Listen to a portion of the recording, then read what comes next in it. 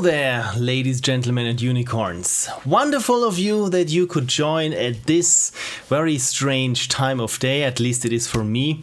Outside, I've noticed there is this strange phenomenon going on that is called, I've looked it up, it's what scientists call sunlight.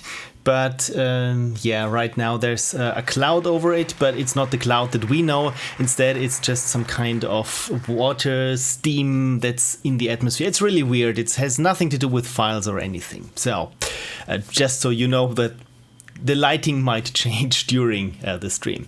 Hello everyone, I hope you can hear me. I got levels there on the microphone and I can see something is going on.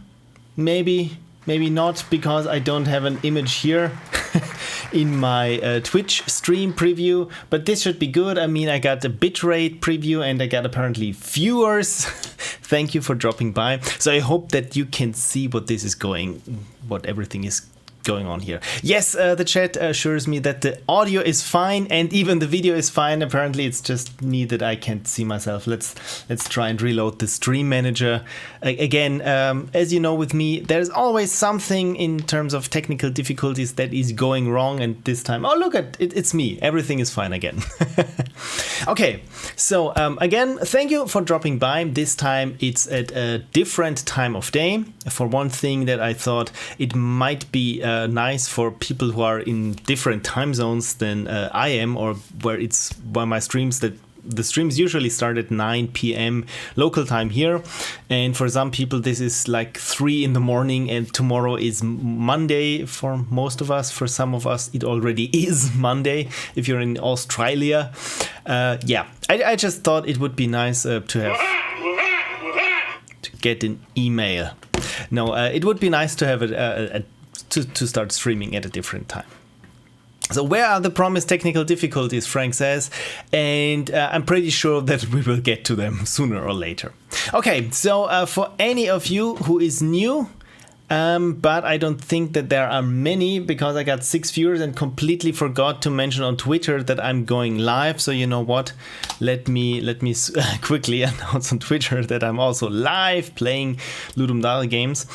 For those who haven't submitted their games so far, but I don't think that anyone is here who hasn't submitted. If there are any people, please let me know. And you know what? I tried to code a chat bot on Glitch 10 minutes before the stream, so I'm not quite sure if this is working. Probably not, but yeah.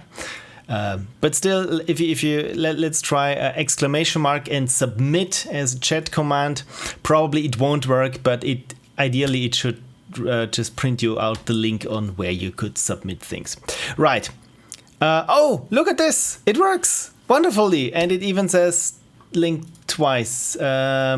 Cool. Never thought that this would work because I didn't test it. I think this is the only code that worked without testing it so far. You know what? I update this and hopefully run in a new window starting. Okay, so apparently this works. This is great. So yeah, maybe I will do some more chat commands sooner or later. This is just that I cobbled together, and by saying I cobbled together, it's just changing 2 lines in a template. But it's called programming, I think. This is game jam code, so this is where we are. So yeah, let me just find the red dot on Twitter and shout live at anyone who is or is not listening. Hype train incoming! Oh my god, where is the hype train coming from? Woo! I have a limited time to earn exclusive emotes, it says here. Or apparently for you, I usually thought that emotes also pertain to me as a streamer or Twitch affiliate, because the number of emotes you can have depends on the number of subscribers. And right now I only have 1 emote, and the emote is, you've probably seen this, is Ashley, this wonderful unicorn here. So okay, right, I've been spending too much time talking about meta stuff about me streaming. This is not very interesting. Let's switch over to my wonderful desktop. So for anyone who is completely new to me doing things here, just yeah, give you a short summary of what's going on. Okay, so people have submitted their games via this wonderful Phil Plays Your Ludum-Dao-47 game link. Right now it says I'm not logged in here because I haven't logged in here. But if you are in this form, your chances are that your game will come up. So, but what are the chances, right? Well, I programmed here a little something that is called the RNG 2000. Right now it doesn't work because I haven't imported in a CSV file. There we go. If you head over to pixelprophecy.com/stuff and there under downloads, you will see that there is a tool, and that is called the RNG 2000 Windows build. And this is the random number generator that will pick from a CSV file any or not any game, just one game. And also there in the sources there is the source code, because it's using a weighted randomness, that algorithm that I got from Stack Overflow, where all good code lives. And yeah, just if you want to have a peek at how this randomness really gets created or gets picked. Right, and the CSV file, I just closed it, but the CSV file, there we go. So this is all the people who have submitted their game. The ones that I've played are in green on top, and the others I haven't played. And you know what? Let's create a CSV file for the RNG 2000 from anyone who is not a Patreon and who hasn't submitted their game yet, or whose game I haven't played, not who hasn't submitted. I can't play those who haven't been submitted. My God, I'm a little bit scatterbrained today. It's not my time of day, but cheers, I got some coffee. Maybe this would help. Cool. So yeah, this is the latest and best CSV file. Let me quickly download it as a CSV file, of course. And current sheet, I just rename it to TXT, that I can open it in my trusty Notepad++. And right, to finish off where I was going before, I will play one game that was chosen randomly by the RNG 2000, and then a game of one of my patrons, and so on and so forth. 100%! Guys, we got the hype train going! It's hyping. For some reason I have now Crazy Train from Ozzy Osbourne stuck in my head for the rest of the night. I'm already saying night. This is wonderful. Just get a message. Oh, it's my wife, and she writes, good luck and have fun. So I'll do my best. Wonderful. And also Badger Dash received a gift sub by my wonderful patron, that is Red Hermit, who has been as generous as ever gifting subscriptions. Thank you so much, Red Hermit, really amazing. Oh, by the way, if you are a patron and haven't been on the Pixel Prophecy Discord, if you're a patron you get an invite link. Please be sure to drop by if you haven't recently, because Red Hermit just went out of his way and really made this place wonderful. We got a nice little radio. We got I think bots for announcements. There was we even got I'm like I said, I'm a little bit scatterbrained right now, but it's a lot better if you visited there like a month ago or so. So there's just more stuff. Right. Games. Let's talk games. So I got the CSV file. Let me move this over here. And I got a wonderful empty folder that is called LD47 games. Right, there is nothing in there. But let's start the RNG 2000 and pick a game. This must be the latest one. So yeah, this just to make sure that this is everything that we have here or that we need. And take it away, RNG 2000. Cheers.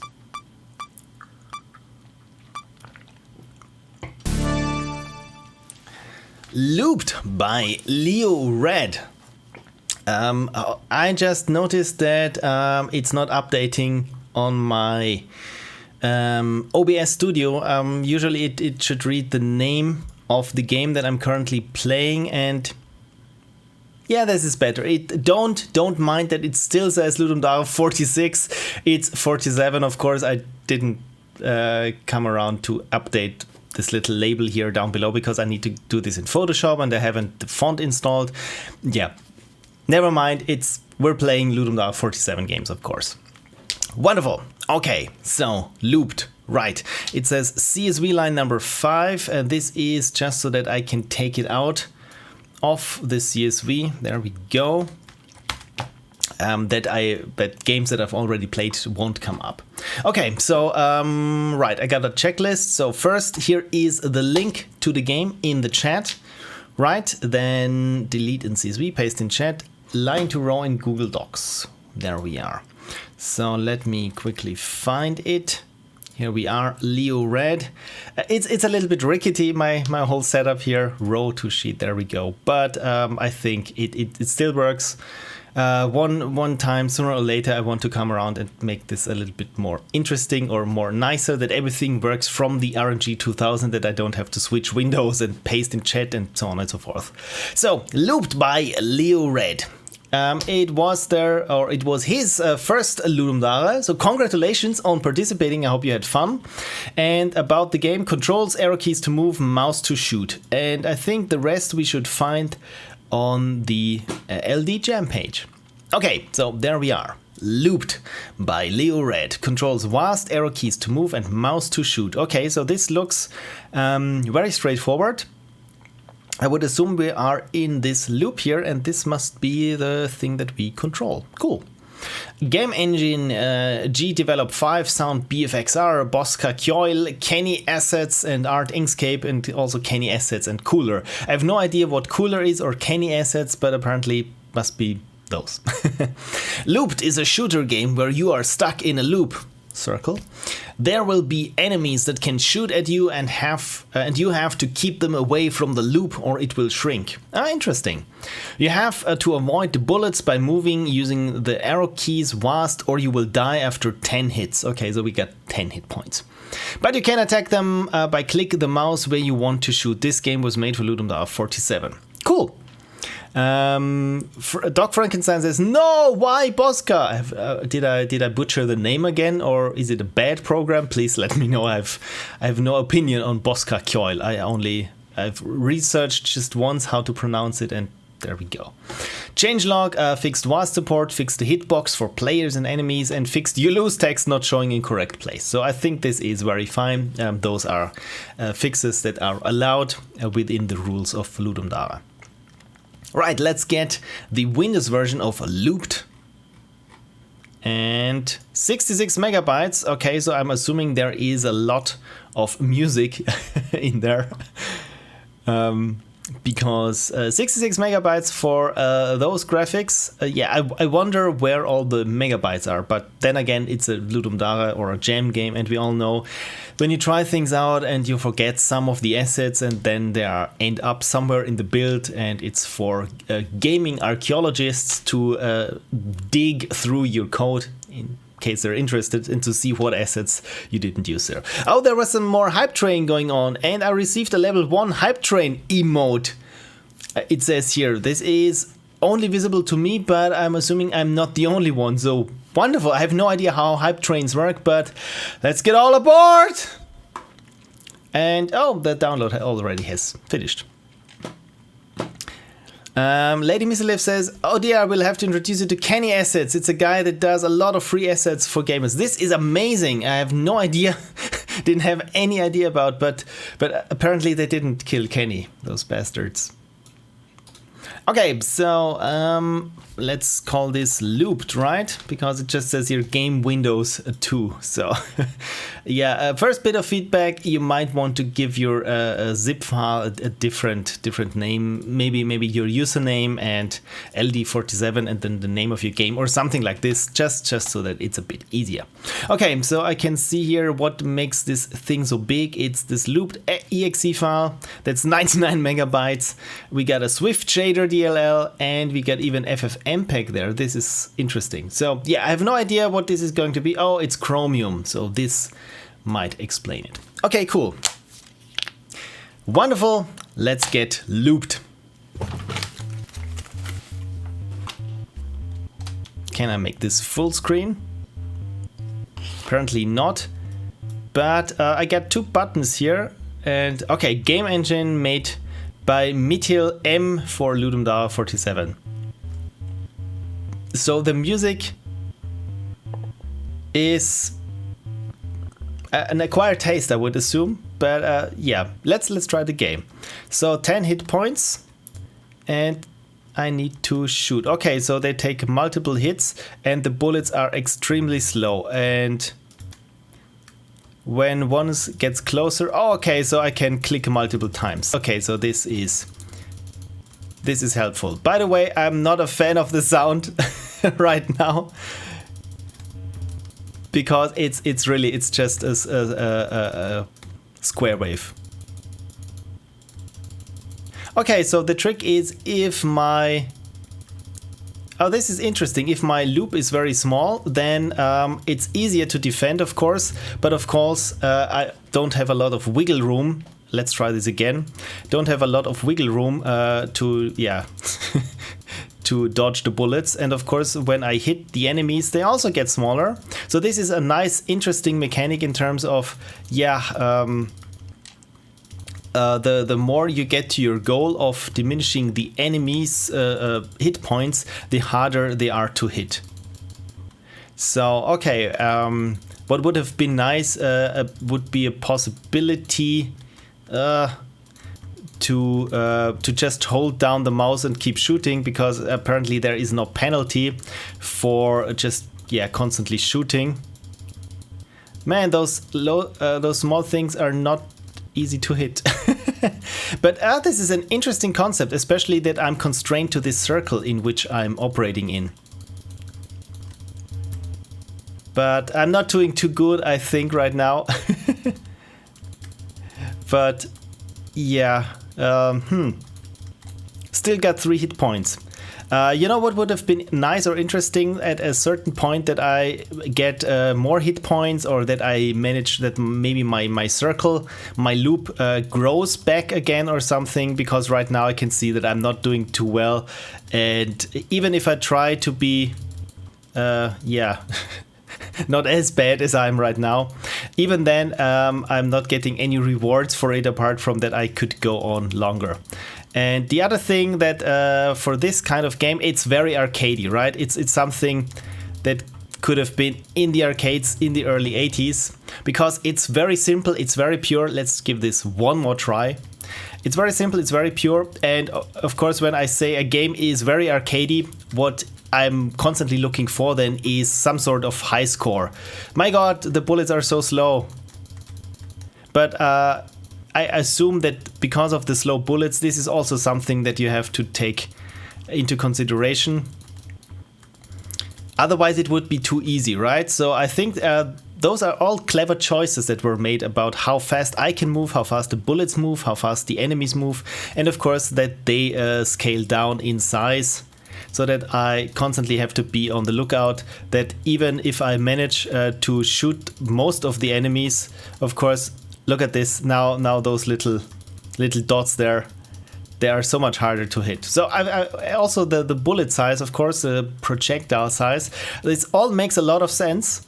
And this is probably something that personally I would have not come up with. So I see there is a lot of gameplay tweaks in there. Sadly, there aren't a lot of presentation-wise tweaks there, or as I like to call it, polishing. Because, yeah, for one thing is, like I said, it's missing some sort of high score, or maybe more juice, as the kids nowadays say, for screen shake, or some kind of yeah, more player feedback that I know what I'm doing right. Because right now it's a little bit bare bones or down to the core, but with some sort of, I've always complained about screen shake, but maybe this one would have benefited from having something that when you hit an enemy or you yourself get hit, it maybe screen shakes, particles, lightning, flashes, sound, what have you, just something to guss it up a little bit more. And of course with the audio, it's very bare bones. It's very bare bones. It sounds like something that the Atari VST 2600 could reproduce, probably not at that fidelity of the square wave. But I think, yeah, in terms of presentation, there is a lot more in there. But like I said, from the gameplay, this is a very arcadey experience, I feel. all I would ask for is high scores and some sorts of power-ups, or pretty much anything that I could regain health, that I could regrow my circle, maybe get a different bullet size for a limited amount of time. Yeah, right now I'm just thinking in terms of arcade experiences. Okay, Doc Frankenstein writes, Pixel Prophecy, notice me, brother, Poland is next to Germany. Okay, I've been completely out of the loop in terms of what's happening there on the chat, but I've noticed you, and there's also a wall of text from Coca Teak. Totally agree with you, this game has potential but needs more juice. Yeah, I think we can all agree on that, but then again, what I like about what is already there is, for some reason, the color scheme. It has something there, and also the choice of font. I think this all works very well together, also with those very simple icons there, so I would assume those are the Kenny's icons. Okay, apparently I can't hit escape to undo anything, but yeah, maybe also have a pause screen or something. But yeah, I'm complaining, of course, about something that was a gem game, but still 100 megabytes just for the exe. I don't get it, but this might be down to your engine, because you never know how much it packs in the executable. Doc Frankenstein, thank you, you made my day. Oh, you're very welcome. I don't know what I did. I just said that Poland is next to Germany, and yeah, basic geography, but there you go.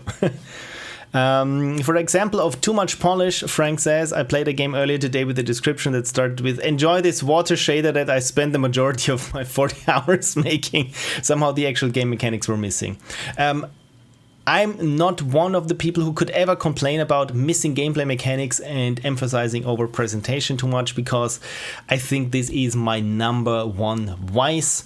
That as soon as I start with a game, the first thing that I think is, I want to make a game and it should look like and it should sound like, yeah, dude, but what's the actual gameplay?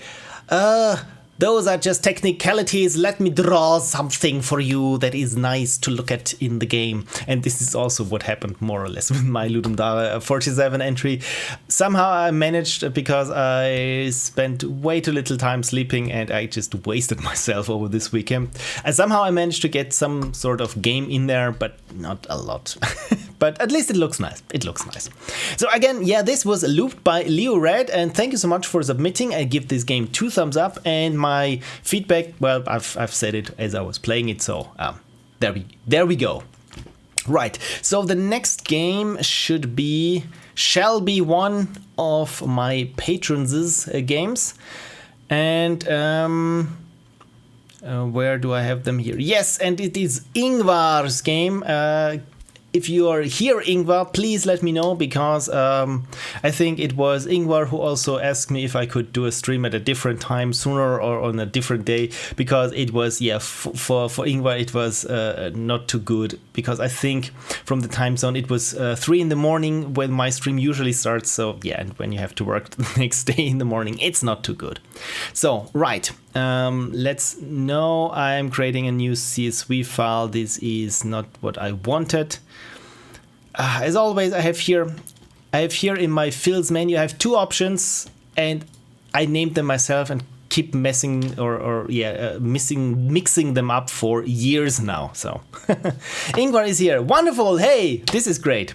So the next thing that I need to do, of course, is to update here what's now playing, because of course I'm not playing looped again. I'm playing This Party Sucks, apparently, and I think I've been to this party, and my god, it sucked. There we go. There's never too much polish one can have, but one can have too much polish. Is this possible? Well, it's Poland. Oh, now I get it, when I was talking about polish and Poland, and now I get it. Sorry, I'm very slow, so I probably have to have some more coffee. Oh, by the way, if you haven't seen this is my wonderful coffee cup. It's a unicorn. Be scared, Englishman. Oh my god. Oh, those letters with the, what are they called? The accus and hajeks and something. I once joked that with Polish letters. It looks like when you have a Polish text, it looks like your basic English text, but someone just poured a full cup of little dashes and bits there, and they just landed there on some L's and some C's, and everything looks like normal text, but with all those little bits and pieces. So I'm never quite sure if I see something that's written in Polish or how to pronounce it. I only know that this L with this dash through is called a R, so it's halfway between an L and a W, but I could completely wrong as always, so never mind. So yeah, we're back at This Party Sucks by Yngvarr in again, I have this word Syudzius. I think I've played many games from you two, and I'm never quite sure how to pronounce this name. So maybe I will just say Igor and Veronica. Maybe I will cheat my way through this one. Pixel Prophecies says, Frankenstein says, je is pronounced je, so this helps, thank you. So, Twitter handle, do you want me to tweet at you? You know what? I'm in a very generous mood today. Let me tweet at you that I'm playing your game right now. There we have it, Twitter notifications. Hey, hey Yngvarr, I'm playing your game right now. There we go. Wonderful, because everything has to be in order, and I have here my wonderful little checklist there so that I'm not forgetting anything. So, what do I have here? Next, playing in doc, line to sheet, paste in now playing, this is what we did. Paste link in chat, of course, I'm so sorry. I'm sorry. Oh, there is my Google Doc. Oh, I'm pronouncing the j wrong. It's not j, so I'm really sorry. Doc Frankenstein just keeps pointing out that I'm pronouncing this thing here wrong, and it's something with a dot on it. My God, my eyes are so bad. Okay, I pronounced the j differently that it's supposed to be. Yeah, again, apologies. Probably not getting it right ever. So, Igor and Veronica, and made a game, and about the game is, gentlemen, don't look in credit section until after the first playthrough. So I won't. This is usually something that I do, but apparently only after the first play session. And anything else? Thank you, Phil, you're amazing. Oh, thank you so much. You're amazing. So I copied the link into the chat. Did I forget anything? Tweet. Yes, we did that. So let's head over to the Ludendal page and see what this is going. Oh, I remember seeing a tweet or a screenshot in Discord of this, and I thought, oh my God, this looks good, but no spoilers, no spoilers. So This Party Sucks, and I only said this looks groovy. Let's go to the party, they said. There will be no disc running competition, they said. Oh, this is weirdly specific. Just chill and lemonade, they said. Ugh. If only I knew that this, only knew what this will turn out to be before I came. What a stupid tribal tradition it is to throw competitions in disc running with spiders involved. Darn! But now it's too late to back down. Now I must win. And winning we shall. You're playing as a bean man on a running contest. This reminds me of Fall Guys, but never mind. Repeatedly bash left and right in sequence. Okay, repeatedly left and right in sequence to accelerate, hold up and down to move. Okay, left, right, up and down to move in corresponding direction. Get close to a spider to scare it. If they're such cowards, collect notes and scare spiders to score points. Okay, let's scare spiders. Usually it's the other way around. I mean, this is a very Halloween-y themed game. I like it already. This one was truly one of the most relaxed and productive Ludum Dales I've ever took part in. My God, now you're really showing off, aren't you? For me, it was the other way around. Great, Igor, programming and sound effects, and Veronica for visuals and some sound effects. List of all used third-party assets can be found in the game. All the visuals, except for the one little Easter egg, were made by us during the jam. So I'm looking forward to the Easter egg. Have a look at the chat, and oh my God, this is one word that has way too many weird letters in there and way too little consonants. So, vowels, I mean. So, there we go. So where is the Windows version? There is the Windows version of This Party Sucks. 17 megabytes. This is friendly.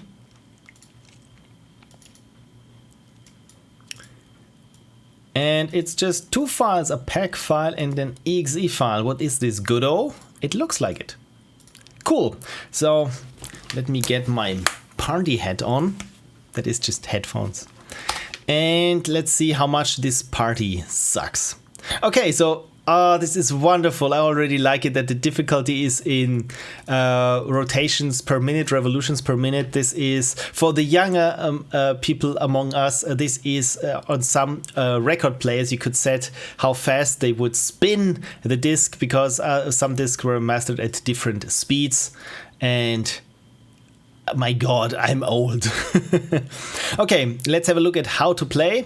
And oh my god, this is very nice. So you can even get controller support. This is wonderful. So repeatedly bash left and right in sequence to accelerate.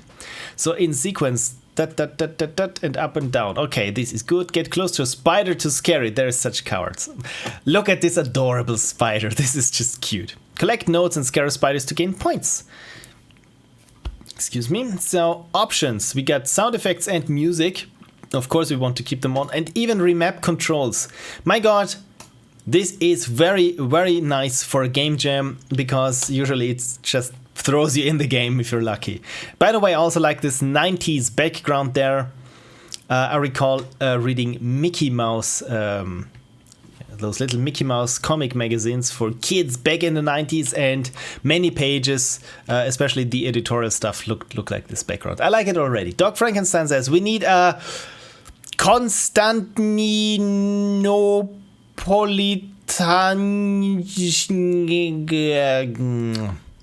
emote. You know what? I will drink to this, and I'm sorry for pretty much anything. Red Hermit says, I'm not that old. We listened to records on cylinders when I was a kid. Oh yes, of course, I recall those what were they called? The Edison's revolving cylinders, right? Mary had a little lamb. I think I remember this record. My god, this was amazing. Okay, let's new game. Oh, again, so there we have okay, so I'm going left and right, but apparently it's not. Oh, of course. Oh, this is cute. My god, this is cute. And there's even some music. Oh my god, I see the little Easter egg. I see the Easter egg. For those who don't see, it's the spinning disc there is of one of my Ludum Dare soundtracks. My god, the spiders make cute sounds. Okay, and now I need some time to get back there on this side. It's really weird that I have to do this tapping left and right. Oh my god, the controls are something that's really weird to get used to, but the music is so nice and upbeat.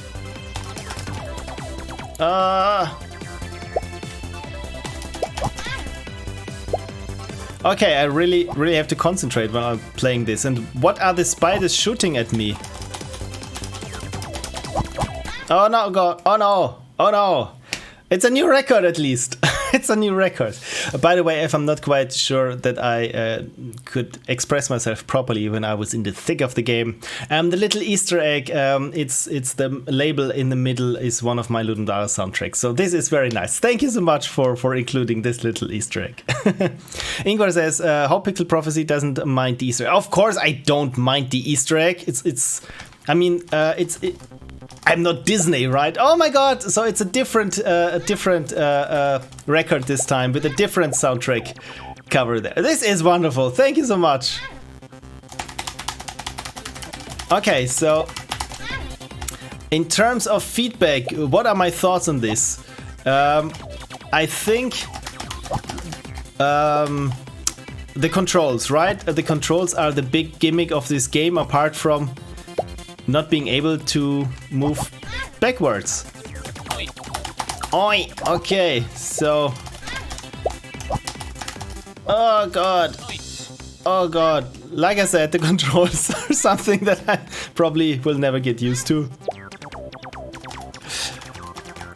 But yeah, an idea would be to play the game or to have this back and forth that I'm doing there on the controls, that maybe it should be in sync to the music, that it has the same BPM as the music. So it's more like Enter the Gungeon, right?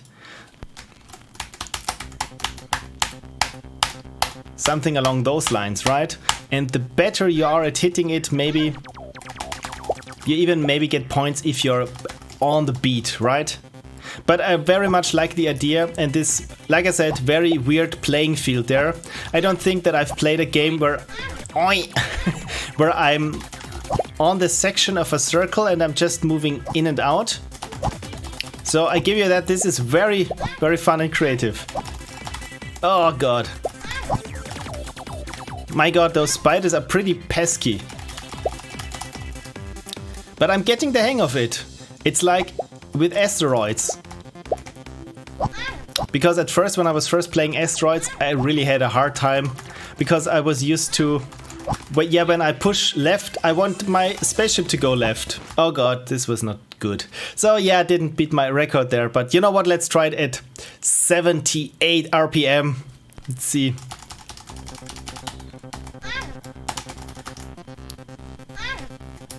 Okay, so far it's not too bad. Oh god, it's bad. It's bad. It's very bad. Okay, the tooltip even says that it's not supposed to, or humans are is not humanly possible to play at 78 RPM. So I have to be very fast there. So, whew. I'm sweating already. You know what? Let's. This is one thing that I forgot to mention. Whenever I say unicorn on the stream, we all should have a sip of water. This is a little drinking game because it's fun to stay hydrated. At least this is how my physician put it. Otherwise, I wouldn't drink enough. It's not that fun. It's not that fun. You know what is fun? Coffee from a unicorn mug. Now that's fun. Okay, so let's try this at 33 RPM. And looks like you pretty much get all the different covers in there. This is amazing. Thank you so much. Really, I really don't mind the Easter egg. In contrary, I feel honored that my stupid little stuff there is included. So the one thing that is, of course, easier on the harder difficulties is getting back to the spiders that are further back on the track. But man, this party really sucks. There's a lot of spiders there. Oi! Oi! Yeah, I can see that I'm... Oh, look at this. It's mother calling. But sorry, I don't have... I can't multitask. Oh no. Oh no. Okay, but I think I could at least survive at this a little bit longer. Again, this is a very arcade experience. And one thing that I can already... But I think it flew right past me. But apparently, yeah, the hitbox was not too friendly in this case. But again, the hitbox is very friendly when you're getting closer to the spiders. So yeah, this was fun. This party sucks. And I think there it says, not recommended for human beings. There we go. And I played it and use it if you feel uncomfortable with medium difficulty. Nice. Nice game. I like the presentation and the music is very nice and upbeat. So it's actually a nice party music. And again, also I enjoyed the little Easter eggs very much. Thank you. Okay, in terms of feedback, what are my impressions? Again, it's an arcade experience, and for me this means high score, which you have, wonderful. But is there a possibility to gain more lives if I play really good and not get hit? Maybe there is some item that I need to get to essentially just get a hit point back. And the other thing is, like I said, if I had to play this in the speed or in the tempo of the track, left and right, this would also have been fun. And maybe what also could be interesting is if there are different levels or different sections so that right now I was more or less running around the lower part of the record. Maybe if I manage to get all the way to the, what is it, this part, the left, all the way to the left, then maybe it switches over and I'm at the top part, and then I'm going to the right, so that yeah, maybe something like this, that it's just different sections of the record. Yeah, again, I'm just spitballing around, but so far, yeah, the spiders are adorable, and yeah, it's very nice. And Yngvarr says, thank you for playing Pixel. Yeah, thank you so much for submitting, and I'm glad that for one time that you could be live there while I was playing your game. So again, yeah, I really appreciate you submitting, and it's a fun game. Like I said, Arcady could use some more extras that I can just keep playing for longer if I mess up, because you know I mess up the game. Go on to the credits, right? The game is designed by Yngvarr in Syudzius. Sorry. Programming by Yngvarr, art by Syudzius, sound effects by Syudzius and Yngvarr. The game uses the following assets: a music track, Text Space 2020 by Joshua McLean, sound effects by Gadzooks and CD via freesound.org. So that's where those cute sound effects come from. Artwork from Seth Carissa's music album Pixel Prophecies, Ludum Dare Postmortems via sethcarissa.bandcamp.com. Shout out to my website. Thank you so much for including it. And fonts, Permanent Marker by Font Diner and Notosan by Google via fonts. Yeah, the Permanent Marker font, I use this also a lot. It's a nice font. By the way, it's this, the Party Sucks in the credits, and of course the other font, the Noto, we all know, I think, especially if you're into mobile development. Wonderful. Thank you so much for submitting. This was This Party Sucks, and surprisingly it didn't suck, so I'm a little bit disappointed in that regard. And it says, cute ones are ours. It's me saying oink, and Veronica is a screaming spider. Okay, so those sounds are made by you. This makes it even more charming. So oink and I like this. Wonderful. So this was This Party Sucks. And did I play it? Yes, I played it. So let me drop a Y here.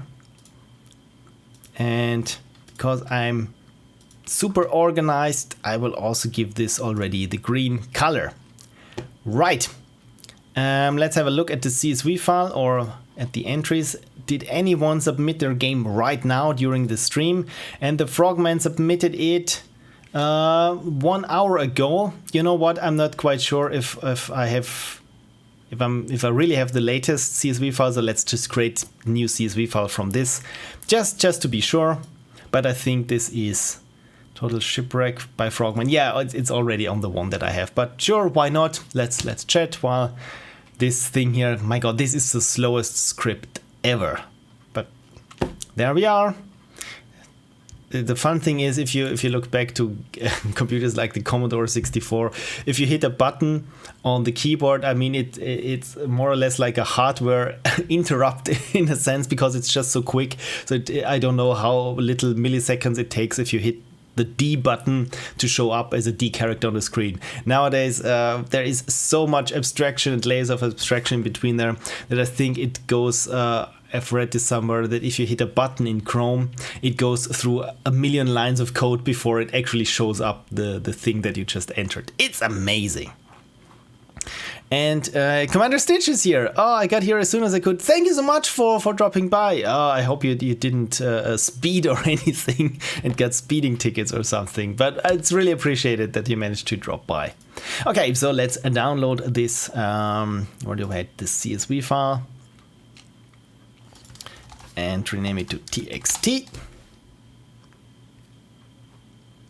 And is this the current one?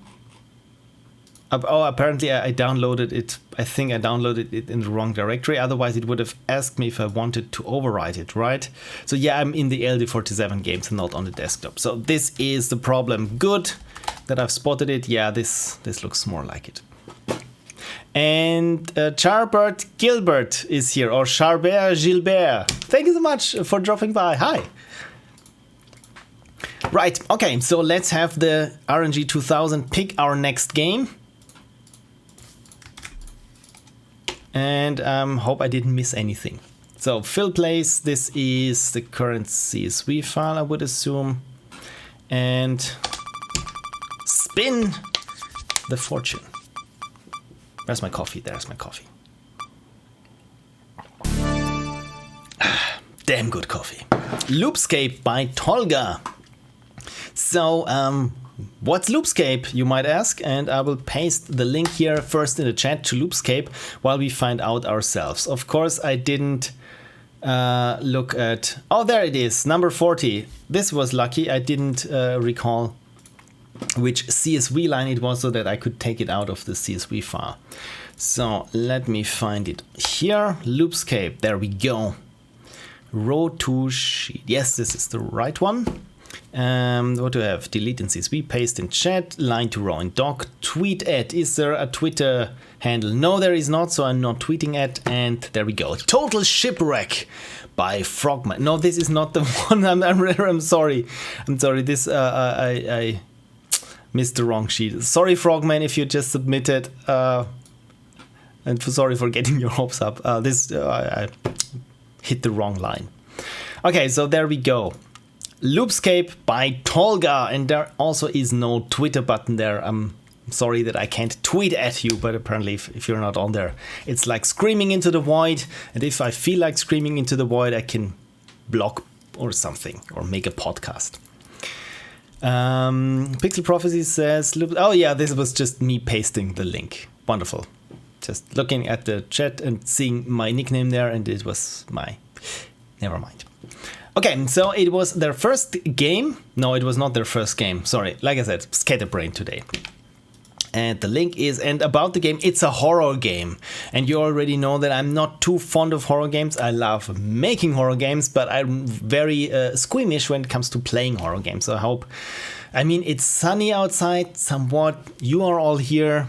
I think I shall manage. Anything else you want to tell me? I was following you since LD47. Oh, thank you so much. I really appreciate how much work you put in your post-mortems and videos. Keep the good work up. And I will do my best. And so far, it looks like all the things are up. Okay, so let's have a look at Loopscape.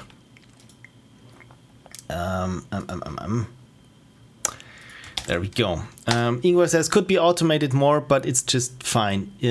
Yeah, of course it could be automated much better. I mean, this is one of my, there we go, one of my lists of things that I need to do for a Patreon game, and this is the list that I need to do for a regular game. Ideally, if I should ever have the time, I would probably modify my RNG 2000, that it would pretty much do everything automatically, or maybe hook up to some Node.js that's running locally, that would tweet, that would paste in the chat, and so on and so forth, that would update the OBS overlay and so on. But so far I'm doing things manually, and it has some... I'm kidding myself by saying it has some sort of creaky charm to my stream, that everything is just good old handiwork. Right, Loopscape, a game by Gizem, Kara and Tolga. Try to escape from the house, okay? Controls must move. Left shift is run, left mouse button is interact. Okay, so we just shift, or it doesn't say left shift, it says left shit. And can I zoom in? Yeah, I can zoom in just because, so that we can all enjoy a little laugh at this typo. My God, I'm so immature, but... Left shit, run. And Tolga Durman is code, and Gizem Kara is art. And I'm not quite sure if this is intentional or not, but it looks like to be some posterized images or 16 colors or something to give this a bit of the PlayStation vibe. So there is nothing more that the game tells us, just escape from the house. And from what I can see here from the art, this looks already very good. And there must be some sort of monster. Oh my God, I hate those games where you just run around in a dark room with this deformed ape stalking you, apparently. But yeah, let's get the Loopscape, the game. And it's, how much is it? 50 megabytes for a 3D game, so I think this is very, very reasonable. For some reason, I'm always giving people a hard time if their game is is huge to download. Yeah, but it's a Unity game, so we we should be fine there on my part. Again, I'm probably not going to enjoy this game because it's not my type of game. All those Slender Man and yeah, pretty much you're trapped in a house and something is stalking you. You all know that I'm not really enjoying them. So all the feedback that I give you is seen through this lens. And yeah, again, I apologize for probably not giving too good feedback. So we got sound here, and all I can do is start or not start. Okay, so okay, this is an extremely confined view, but it apparently that's stylistic that it has 16 colors or something. I can see some sort of screen tearing going on here, but it's probably just me. And but a lot of assets are in here. I mean, for someone who also made a Ludum Dare game that was set in 3D in a room. For those who remember, it was what was it called? Headroom. And yeah, I didn't manage to get as many props done as you in this short amount of time. So also like that there is some sort of footsteps, which I enjoy very much. So I'm already hearing something, and this is spooky, and I probably will run into the monster and shriek. So apparently this is looping. Is this correct that I'm constantly here coming into the same room again? So this is apparently where the loop comes in. And you know what? I'll make this here a little bit quieter, that I don't scream when probably the monster will get me sooner or later. So I think I've been here before. So this is very interesting that you know what this could be, or this could remind me of a little bit. For those of you who played the Mario Bros game, the very first one, I think in the final Bowser Castle, it repeats endlessly unless you take the correct paths in the game. Or in the well, of course, the right path in the game, the right what's it called? Yeah, lanes. Is it called lanes or something? So this is where I came from, and yeah, sooner or later, whatever there is, the monster or so will probably get me. But look at this. There's even a full-fledged living room there with candles and the TV. This is very nice, and I like this fireplace here very much. This is very nice. I wonder what was the reason for going with this very look there with just, I mean, it's more than 16 colors, right? But it's somehow it's posterized, and yeah, I wonder what was the intention behind this in terms of a creative side. Because I once wanted to just explore making a PlayStation 1 inspired visuals, and the thing is what you want to do when you make PlayStation 1 visuals is you want to get the textures all flickering and yeah, you know the PlayStation 1 style where yeah it's close. When you get to textures they start distorting at a weird angle because PlayStation 1 didn't have texture correction or perspective correction for textures. So yeah, looks like I'm going here around in a loop and not properly being able to escape this thing here. But apparently, I mean, this is good so far. I haven't been spooked by the monster, but as soon as I see the monster and it will get me, I'm probably done playing this game. I'm really sorry. But yeah, I would assume... Oh, can I...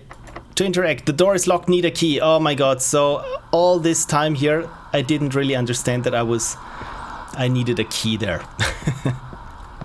Yeah, like I said, in terms of texture correction, I think there was even a shader that does this for you for Unity, where you can turn off essentially texture correction there.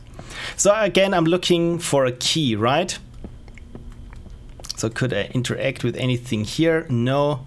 Did I drop this? Was this the monster that dropped something here? Look, even a bathroom here. I didn't explore it. Look, even a little soap. This is cute. This is very nice. Like I said, a lot of 3D modeling is in this project there. I really can appreciate it. Okay, so the key, I would usually put the key in one of those things here. But yeah, I'm not sometimes when I'm stuck in a game, I have to try and think in terms of how would I, as a game designer, was there something? No. How would I, as a game designer, where would I hide things? Where would I place things? And most of the time it's like, yeah, which section did the player not see as much as the other before? Or where do I want the player to guide through? Or so probably when there is a big room with a lot of stuff there where at first glance nothing is happening, then I know as a player, maybe sooner or later something will go down there. It's like in Mass Effect, when you run around and suddenly you come across a set of chest-high walls. Okay, so I turned this off. This is good. And since this is a horror game, I would assume that when look at this, there is the monster. And I died. But look at this smirky grin there. Look at this grin here. So yeah, apparently I need to get the key and to get out. But again, I'm already getting goosebumps from this experience, and yeah, not enjoying horror games with those kind of monsters and jump scares too much. But I really can appreciate what you're doing there. So from what I can tell is that, yeah, I'm going around in loops and circles, which, like I said, I find as a concept very interesting. It's like this one mission in the original Thief, the Dark Project, where you are just tasked to steal something from this house, and the longer you are in there, everything gets weirder and weirder with revolving rooms, or where everything is super small and you're super tiny in the next room, and so on and so forth, and all you want is just get out, because clearly the game is playing mind games with you. And it reminds me a little bit of that. And like I said, with Mario Bros, where in the last level you have to go up, then the middle one, and then below some blocks, and then only then you unlock the real exit. And yeah, again, I like the style choice of these palletized 256 early true colored graphics. This I also like. Also the effort for all the models there. Like I said, this is not something that you model in half an hour or so, especially with the entire interior, even with doors and even those little cups with the soap sit. So I can really much appreciate it. It's just that it's not for me. I'm really sorry. But apart from that, I like the idea that it's this looping horror house. Even without being stalked, I think would have enjoyed it much more without the monster. Even if it's I turn off the TV and then I come back the next loop and the TV is on again, something along those lines. I would have personally enjoyed a lot more. Lady Mislive says, Pixel Prophecy, you're freezing up. Maybe minimize the game for now. I didn't see this, so yeah. I mean, I've closed the game, so I hope everything is working fine now, since I'm encoding or streaming through my graphics card. Yeah, I hope that this is not a problem any longer. But with 3D games, I've had this before. With the last Loop, there was one game that was just demanding all the GPU that it could get, not just a little GPU, but all the GPU, and the stream would freeze and pretty much anything would not work. So I really had to cut this short. But yeah, I'm fine now, everyone says, and I smell the memory leak. Sniff, sniff. Yngvarr says, yeah, apparently there's something not optimized in terms of this game when it comes to memory usage. You know what? Maybe I will do a different stream where all we do is just playing games with the task manager up and the debugger and Visual Studio, and just trying to figure out what games are doing. By the way, it's always good to start debugging, or at least profiling. Well, it's not so much debugging, it's profiling your game as early as possible, where you just see when you play something and you have one eye on the curve of the GPU or the video RAM, and it just keeps ramping up. Yes, my dear, you have a memory leak. And sometimes, especially when you start programming, it's very easy to catch. But if you think after like 2 weeks working on a project or something, and it's getting a little bit choppy there, maybe I should run a profiling run, and then all you see is, yeah, this one makes my game go crash. But you have no idea why, because you've just kept adding so much in the past weeks. So it's really hard to pinpoint down what the issue is. Okay, Frank says, I promise that my game will be light on the GPU. Well, will it, Frank? I mean, since probably running your text adventure in Chrome, you might need, your game probably needs more GPU but it's not your game, it's more or less the player in which your game runs. Right, this was... What was the name of the game? Loopscape, of course. Sorry, Loopscape. Right, the next game is, of course, of one of my patrons. But first I need to mark this one as played. In my Google Doc, as soon as there is something in this very last column there, like a Y or so, those games not get respected there or not get carried over when creating the CSV file. This is why I always have to make sure that I've already put, or that I put there a Y. So next game is by Jiří Hýsek, and as always, sorry for mispronouncing your name. And Yngvarr says Pixel Prophecy, but you can run it even in a console window. Yeah, this is true. I probably could run Frank's game even on an old Commodore. Probably. For those who don't know, Frank always makes his games in our text games, text adventures, and I think you write them in Inform, right? Inform 6. So, and they should, I'm not quite sure how much compatible they are to the Infocom, by the way, Infocom, to Infocom's Z machine, but theoretically they could even work on crappy machines as the TRS-80. I think it could even work on them. So yeah, it's not an issue of your game, it's an issue of where I choose to run the game. Okay, so let's have a look at Jiří's game. Row to sheet, yes. And right, clear, now playing, of course. Now playing. And we're not playing Loopscape, we're playing Gorilla Power. There we go. Gorilla Power by Jiří, and let's shoot him a tweet. If he isn't already present. Where is my Twitter notification? There we go. I'm streaming your game. Wonderful. And by the way, again, if you want to submit your game, you know what? Let's try this. Submit. Yes, it works. It works. This, yeah, just hit submit there, and then you get the link to the Google Doc. Wonderful that this works. I'm actually amazed. Like I said, no testing at all on this. Gorilla Power by Jiří Hýsek. General consent. Anything else you want to tell me? Have fun. Right. By the way, here is, sorry. No, undo. And here is the link to the game. Did I paste the link to the other game before? To the horror game, what was it? Stuck in a Loop, Loopscape. I'm not quite sure I did, but just to be sure, link to Loopscape. Just to be sure. Right, Gorilla Power. Where is Gorilla Power? There is Gorilla Power, a game by Jiří Hýsek. You control angry gorilla that wants to set its beloved one free. Ah, so the good old Donkey Kong Jr. trope. Well, it's not Donkey Kong Jr. Anyway, she's stuck in a hamster wheel, and in fact you control her. You need to keep generating energy until you find a generator. Okay, so this is interesting. The game is cooperative action platformer for one player. I like this. Cooperative for one player. You play both characters, so like this Prison Break game, or the other one, Brothers, or what's it called? A Tale of Two Brothers. Yeah, this one. You play both characters. Gorilla Girl generates power to help Gorilla Boy with moving around the facility. When power is off, alarm is fired and safety doors are closed.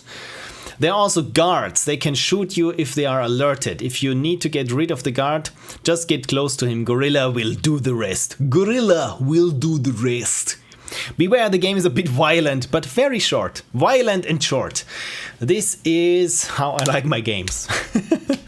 If you came across some performance issues in web build, clunky movement, sound clicking, try downloadable version, and so we shall. Controls C generate electricity. In hamster wheel you can use shift, but Windows 10 doesn't like it. Oh right, if you hit shift multiple times, I've switched this off, but I think all you get is this pop-up of accessibility controls, where suddenly it starts a screen reader and it says, yeah, you hit shift 10 times, Do you need something? Can I bring you something? Can I read the screen out to you? Do you need a higher contrast or anything? So I think I've disabled this. But yeah, it's good if you use something differently, because most people are not even aware that if you hit shift like 10 times in succession that this one will pop up. But if you're making games and you do a lot of debugging, sooner or later you've come across this. So vast or arrow keys and space for jump works too. This is nice. Action mode post-combo. There is also an action mode without generating energy, non-cooperative version. It's post-combo version though, worth playing anyways. So I'm not going to play this in the browser, but look at this. This is Gorilla Girl and this is Gorilla Boy, and you didn't have to do this, but apparently to signify who is the female one, she's got a bow here, but I mean, yeah, if you go for bow for female, you might want to give Gorilla Boy some sort of tie, perhaps. I think this is what I would have gone with. Look at this carnage here. Oh my god. So those are guards, and I like that they have this little tiny mustache there, but and it's unicorn power generators. I like this. Unicorn power! I have to drink now, I'm sorry. So, tools, Godot Engine, Inkscape and GIMP, Audacity, BFXR and FL Studio. So let's find Gorilla Power. By the way, I like the play on words there. 16 megabytes, this is wonderful. This looks optimized. So let's make Gorilla Power. Typing is so hard when it's all you do every day. There we go. Is there music? There is music. And now only the drums. You know what this reminds me of? I think the game was called Ape Out, where it's just this jazz improvisation that's going, that's generated to your actions, I think. So, nice. Okay, so let's start the game then. I like the story here. Okay, so I need to hold down C, or I need to press C repeatedly, and go. Okay, press C to generate energy. Oh wow, I like this. Okay, so power. And oh god. So I do power, and with the other hand... Oh wow.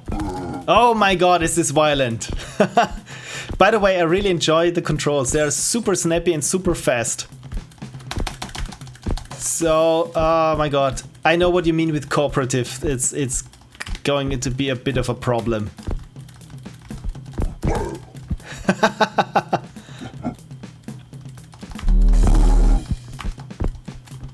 Oh god. Oh, good. So, okay, apparently it's not possible for me to do talking. Oh god, no! This is very nice of you that you have those friendly reset points there. Okay, so there is a barrier and I can't get through this one here because maybe it got too much power. So I need to have the power run out then. Oh yes. And the guard is seeing me there. Apparently not. Good. Is there anyone up here? Haha! Oh no. Oh yes! My god, there are many guards in this facility. Good. I don't know how I managed to do this, but there we go. You know what? This game really brings across feeling like an all-powerful gorilla there. Because look at this. Look at this. Oh my god, this was fun. This was fun. Oh no. Like I said, I really like it that you have those very friendly reset points. And also the guards that I took out really stay down. And I also like that you have this little grace period that when a guard sees you, that you at least get a second or so to still confront them head first.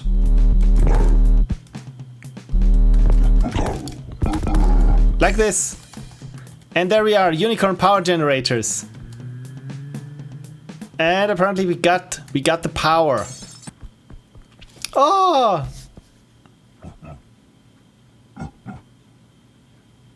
Gorilla power, made in 48 hours for LD47 combo. This was fun. This was really fun. Like I said, I enjoyed the experience very much because the controls were super tight.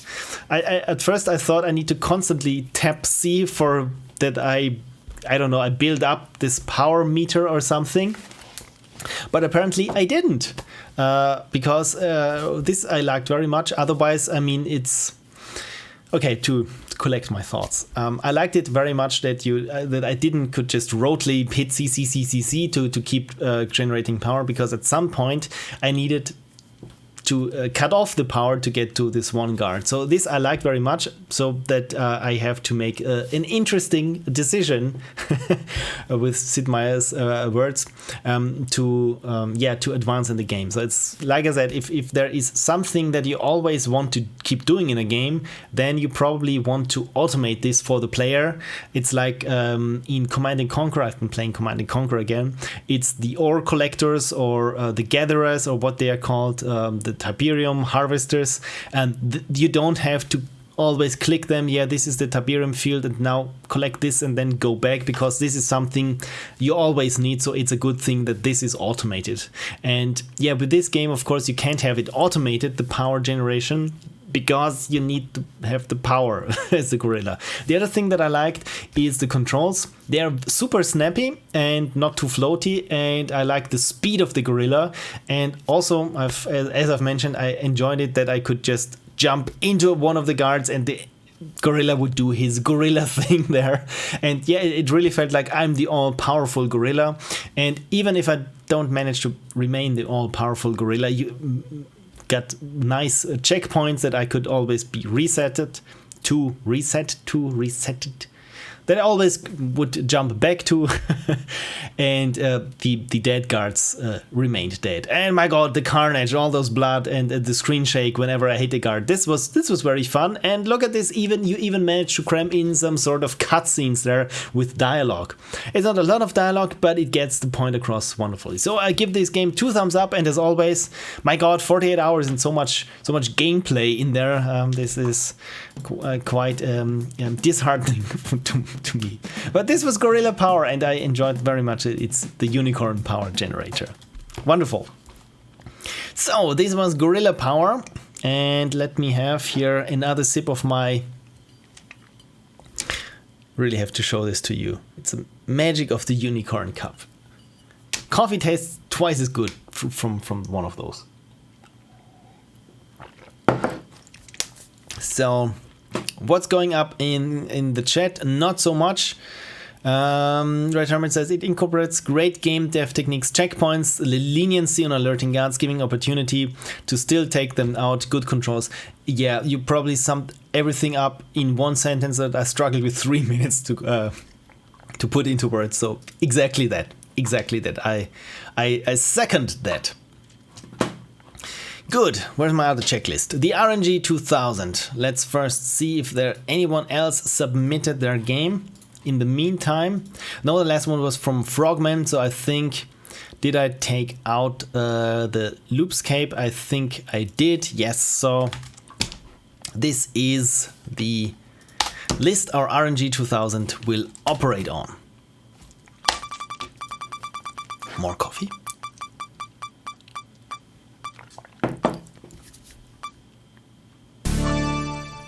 A Night Around the Fire by TheSoulSelector. My god, I've been watching way too many unsolved mysteries and horrible murders on YouTube, and my god, A Night Around the Fire by TheSoulSelector. This sounds like some sort of creepypasta urban legend. TheSoulSelector. Ooh. Okay, maybe I should have recalled at which CSV line I was there, but oh, look at this, I even got the playback buffer, so it was line number 17.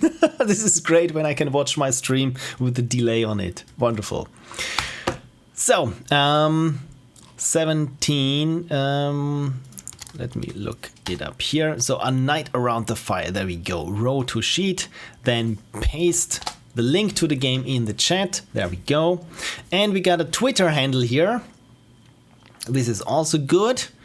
So reload this. Twitter notifications.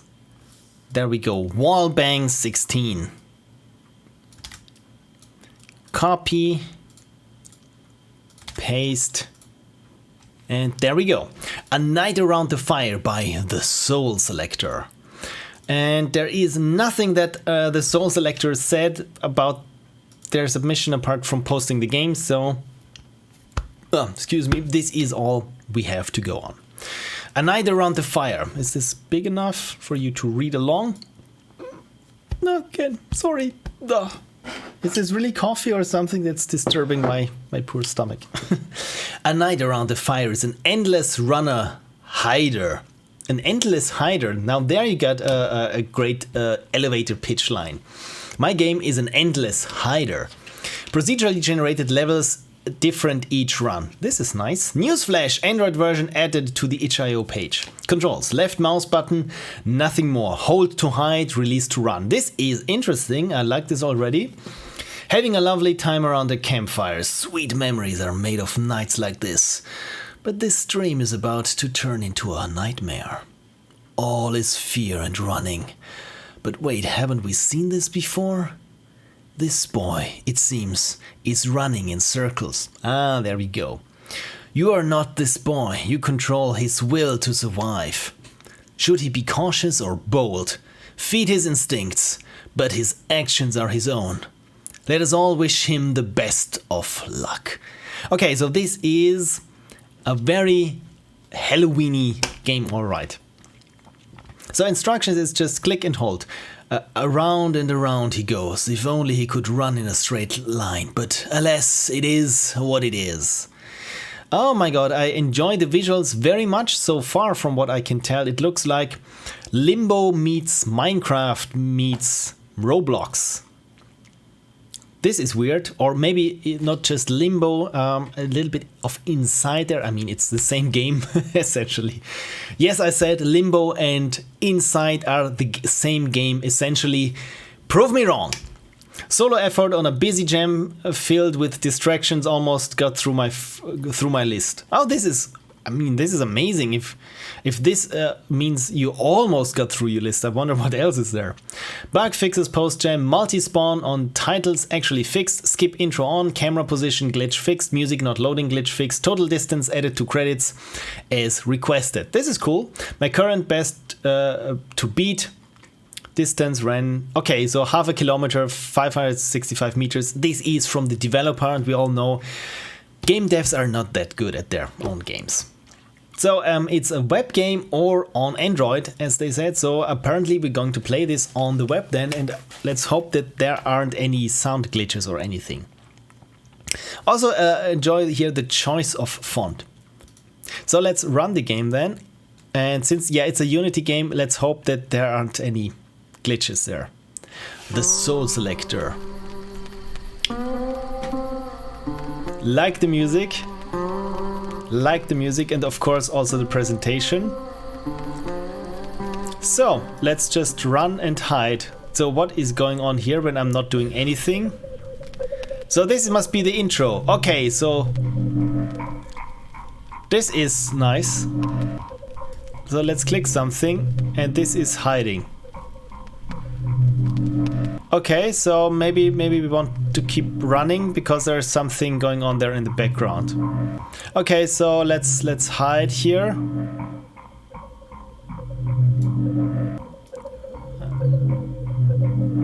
This is very cool. This is very cool. So apparently they are gone, but there is something purple. That will just hide until the light is gone. There it is. Okay, so yeah, just this purple shine, this purple light shall guide me, and maybe, of course, maybe also the audio. Okay, so it's gone here. Okay, so we are here back at the beginning, and let's try to hide now.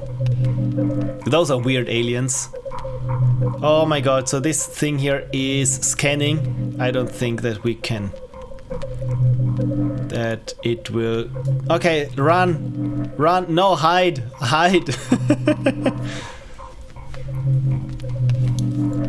Also like this sound of this little crackling. It's like an old record. And we've seen old records today already. Okay, so yeah, I just...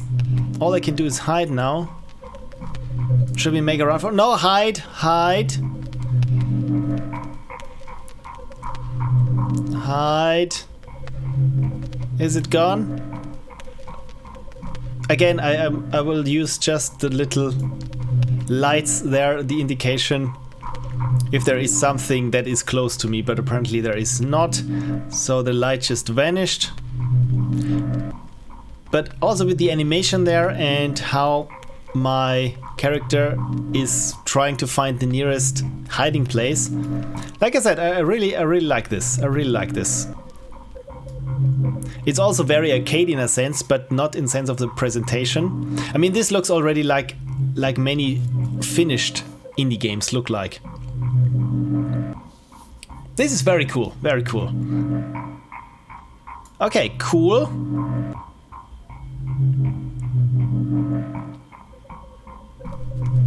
So it's a little bit, I feel like one of those games where it's best not to be too fast or not to be eager to go for the high score. Really just take your time and wait it out. Take your time and wait it out. Oh no, oh no, run, run, hide, hide.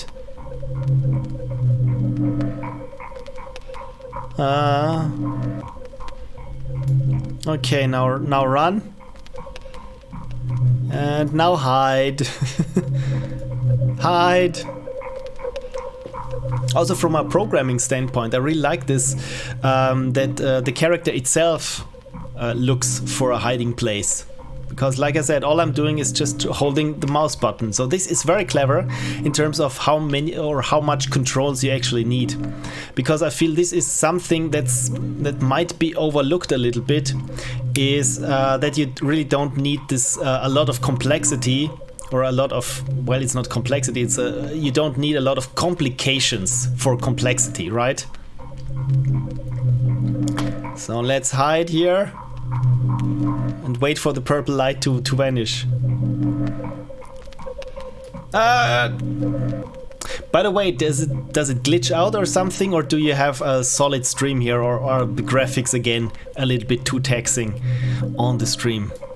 Let's wait. No, run, run, run, run, run, and hide, hide, hide. Oh dear, I think this is not good. Okay, so apparently it lost us. Okay, this is good. This is good. Stream looks good. Okay, thank you. Now let's hide some more. I'm not quite sure if I'm doing really good or really bad at this, but again, I'm just trying to wait here, to wait it out, essentially. Hide. But for some reason this could be X-Files game. It's like, right? It's like something is out there that's stalking you, but it's not something that's completely jump scary. You always see it where it is. It's like people going around in the night with flashlights and they're searching for you, right? It feels like this. And Doc Frankenstein says, I guess I'll be watching the VOD. Yeah, see you later. Thank you so much for still dropping by. This was nice. Okay, so let's... Maybe this was it for me.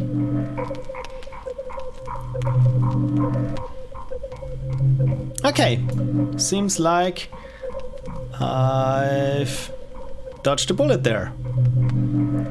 Yeah, in terms of game design, right now it looks like if I'm very cautious and really just, like I said, waiting it out, most of the time, that I'm good, essentially. I mean, look at this. Okay, maybe this situation could be problematic right now. Maybe this could be it. In terms of game design, maybe have some sort of timer that I couldn't hide, or that I can't hide indefinitely, like I'm doing right now.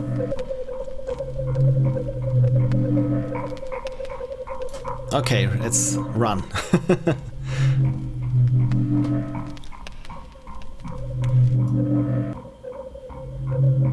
You know what? I think I've seen everything. Let's run head straight into right, and this was it. So I got 382 meters, which I don't think is too bad. Yeah, like I said, I like the experience. Maybe something to mix it up a little the longer that you play. Maybe if you get to 300 meters or so, maybe there is you get maybe some more abilities that you can sprint or that you can hide better, but then you get this little cooldown effect that you, like I said, you can't hide indefinitely. But overall, it's a really interesting experience. It's not something that I feel that I've played before, and this is always good. So yeah, it's an endless hider. I think you really hit the spot there with this tagline there. So yeah, this was surprisingly interesting and good. A night around the fire. Around the fire. Get it? And also, yeah, the presentation, this very diminished color scheme there works very good. I feel you could maybe even get the contrast even stronger there, and the fog in the background could also be a bit more stronger. Yeah, this was a word.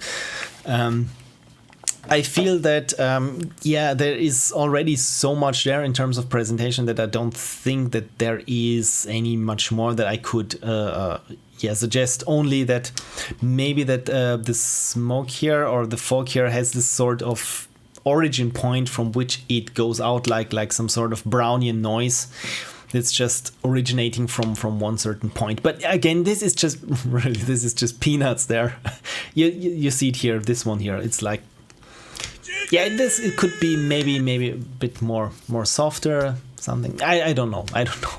Yeah, but even here in the beginning with this guy playing the guitar, and yeah, even managed to get this backstory and intro. So yeah, apparently there's something very weird here happening, and we're just, all that we can do is hide and see how far we can make it. So yeah, I give this game 2 thumbs up, and thank you so much for submitting A Night Around the Fire. So I was expecting some sort of weird, creepy pasta. Weird, creepy pasta. Yeah, sorry. And I was not disappointed. Cool. Nice. Let's mark it as a played game. Yes, there. And give it a nice color. There we go. The other one I also colored in. Cool. So next up. Oh yeah, of course, Jiří's game I've already played there. This is also green. The next Patreon games is from Milestone Games. Let me make here a new row to sheet and clear the now playing. Now playing The Trade Secret by Milestone Games. This sounds like, it sounds like an economy game, an economy strategy game for some reason, but I'm probably completely wrong. But this is just the very first impression that I get. So The Trade Secret by Milestone Games. Oh, it is Kale Person, and anything else you want to tell me? You rock! Well, rock on too. Thank you. I'm really sorry that probably had too much air with my coffee. The Trade Secret by Milestone Games. The Trade Secret is a classic adventure game where the player has to uncover clues and solve puzzles to advance the story. So it's an adventure game. This is interesting. I already like the graphics. I've seen some of your progress in the Discord, but again, I don't want to look at it too closely, otherwise I would spoil myself. But I see that you've, in the Discord at least, I saw that you already got more than one screen, and this is already something, because with pixels it really takes a lot of time. Set in the early 2000s Scandinavia, the player takes on the character of Ryan, burglar for hire who has been tasked to infiltrate and obtain research secrets from prominent mining company in northern Sweden. This mining company had recently enjoyed tremendous success that could not be explained by improvements in mining process alone, causing other mining companies to place a high value on its secrets. As Ryan explores the facility, they discover that things might not be what they seem. Ooh, okay, so the trade, it really sounds like a mid-90s adventure in the golden era of adventure games. News: playthrough by Samurai Black. Screenshots, okay. We got a computer here, or early 2000s computer tower. I can see it. Game already looks very appealing. I like my pixels chunky. How to play: navigate with the A and D keyboard keys, interact with your environment with enter. Okay, enter is weird, but that's cool. And it's only a web HTML5 game, which, like I said, I'm not too fond of when it comes to Unity audio glitches with HTML5, you never know. But apparently this is not Unity, then I enjoy it very much because I don't have to download anything, I don't have to install anything, and I can run it right in the browser, and this is good customer service. And Gelgavish says, break!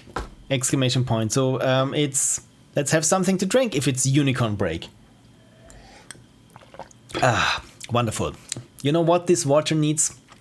It's not as tasty as I hoped it would be, but I just thought of the solution to this, and the only solution is to have it run through the espresso machine and through some ground beans first. Oh, I can see that the sun outside has already darkened everything, so you know what, let me brighten up myself. I just looked not into the camera but into the lights because I'm a horrible amateur when it comes to streaming. So let me just configure here the camera and make it a bit brighter. This was the wrong one here. There we go.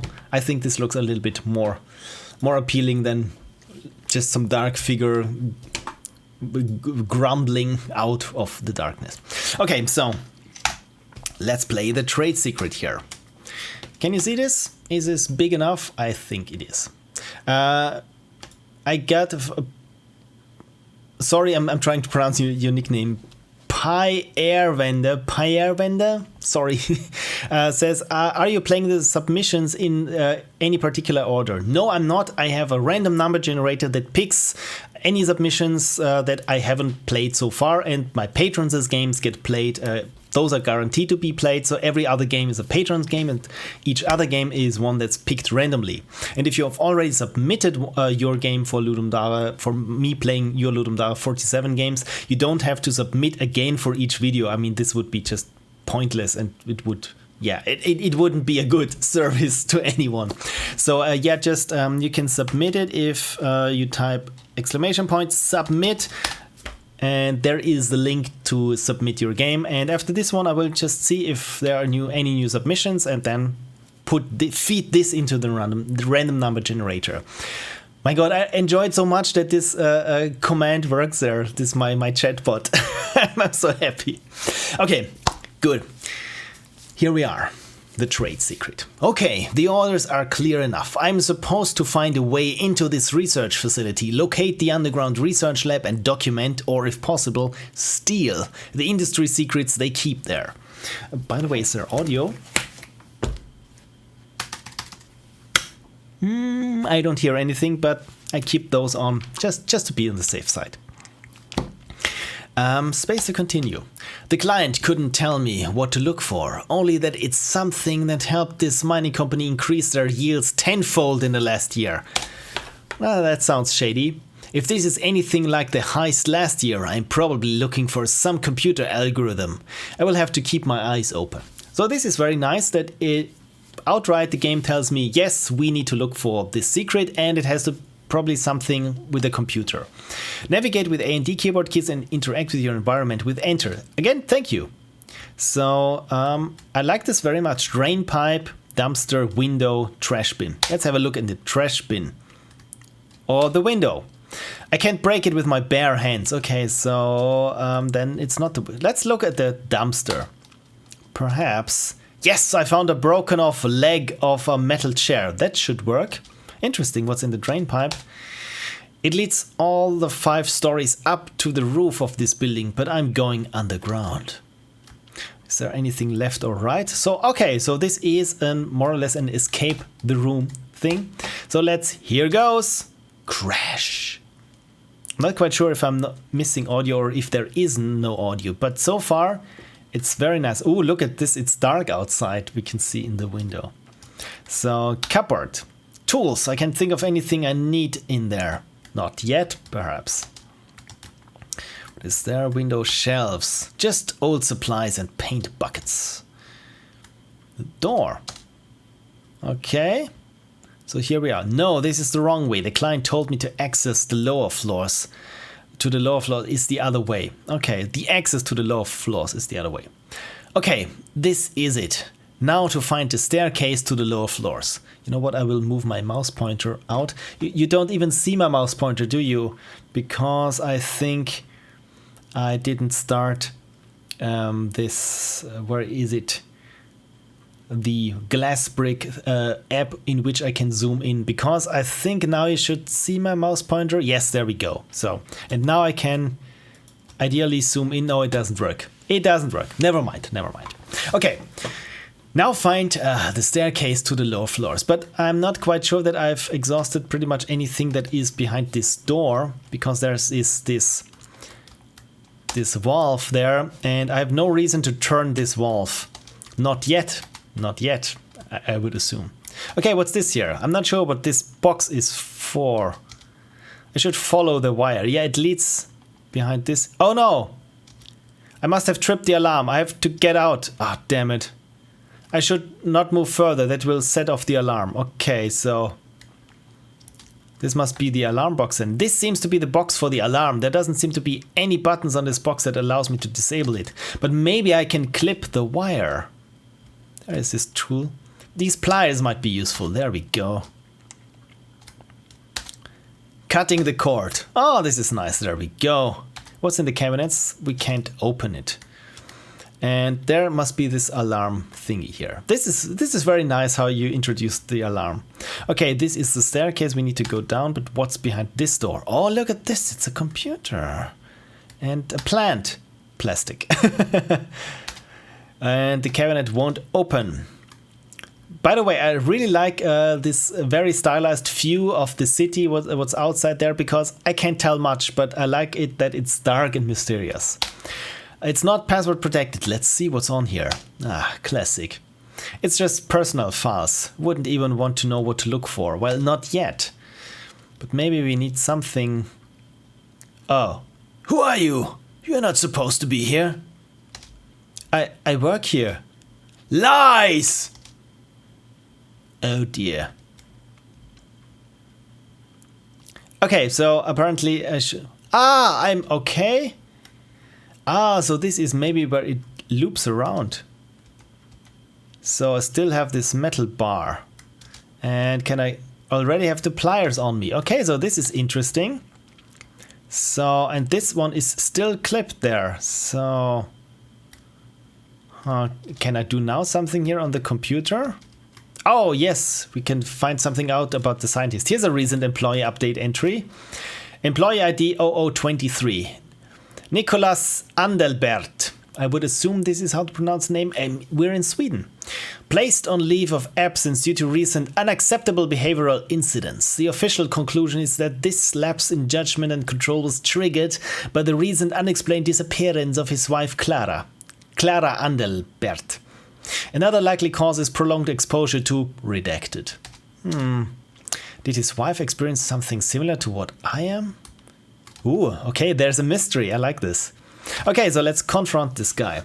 Who are you? You're not supposed to be here. And it's Mom calling again. If she tries a third time, I will probably have to take the call and tell her that I'm still alive. Professor Andelbert, I know about your wife. I know about Clara. You know. Oh, good. Okay. So let's talk to. It was never supposed to turn out this way. We only wanted to use it for mining. We found this stone deep in the Raunisvara mountain. With it, we have been able to mine the same vein of ore several times over. Ah, so interesting. So it's a time loop thingy, so that they're exploiting the same mine. This is nice. Corporate kept pushing for more results. We knew it was unstable. My wife Clara was the first victim, but I fear it is to blame. It is to blame for the recent disappearances across town. Now we're in some X-Files Twin Peaks shit. I love it! If you want to take it away, I will not hinder you. Do what you will. Man, this is a very gritty scientist then. Frank says, Patreon games in order of submission alternated with other games picked by a random generator. Okay, so my mouse was hovering over something in the chat and I thought it was highlighted, but it wasn't. So apparently I've completely broken now the immersion here. Okay, so here is something. It's the strange artifact and it's wired up to this computer terminal here. So yeah, let's try to interact with. Oh my god, what's happening there?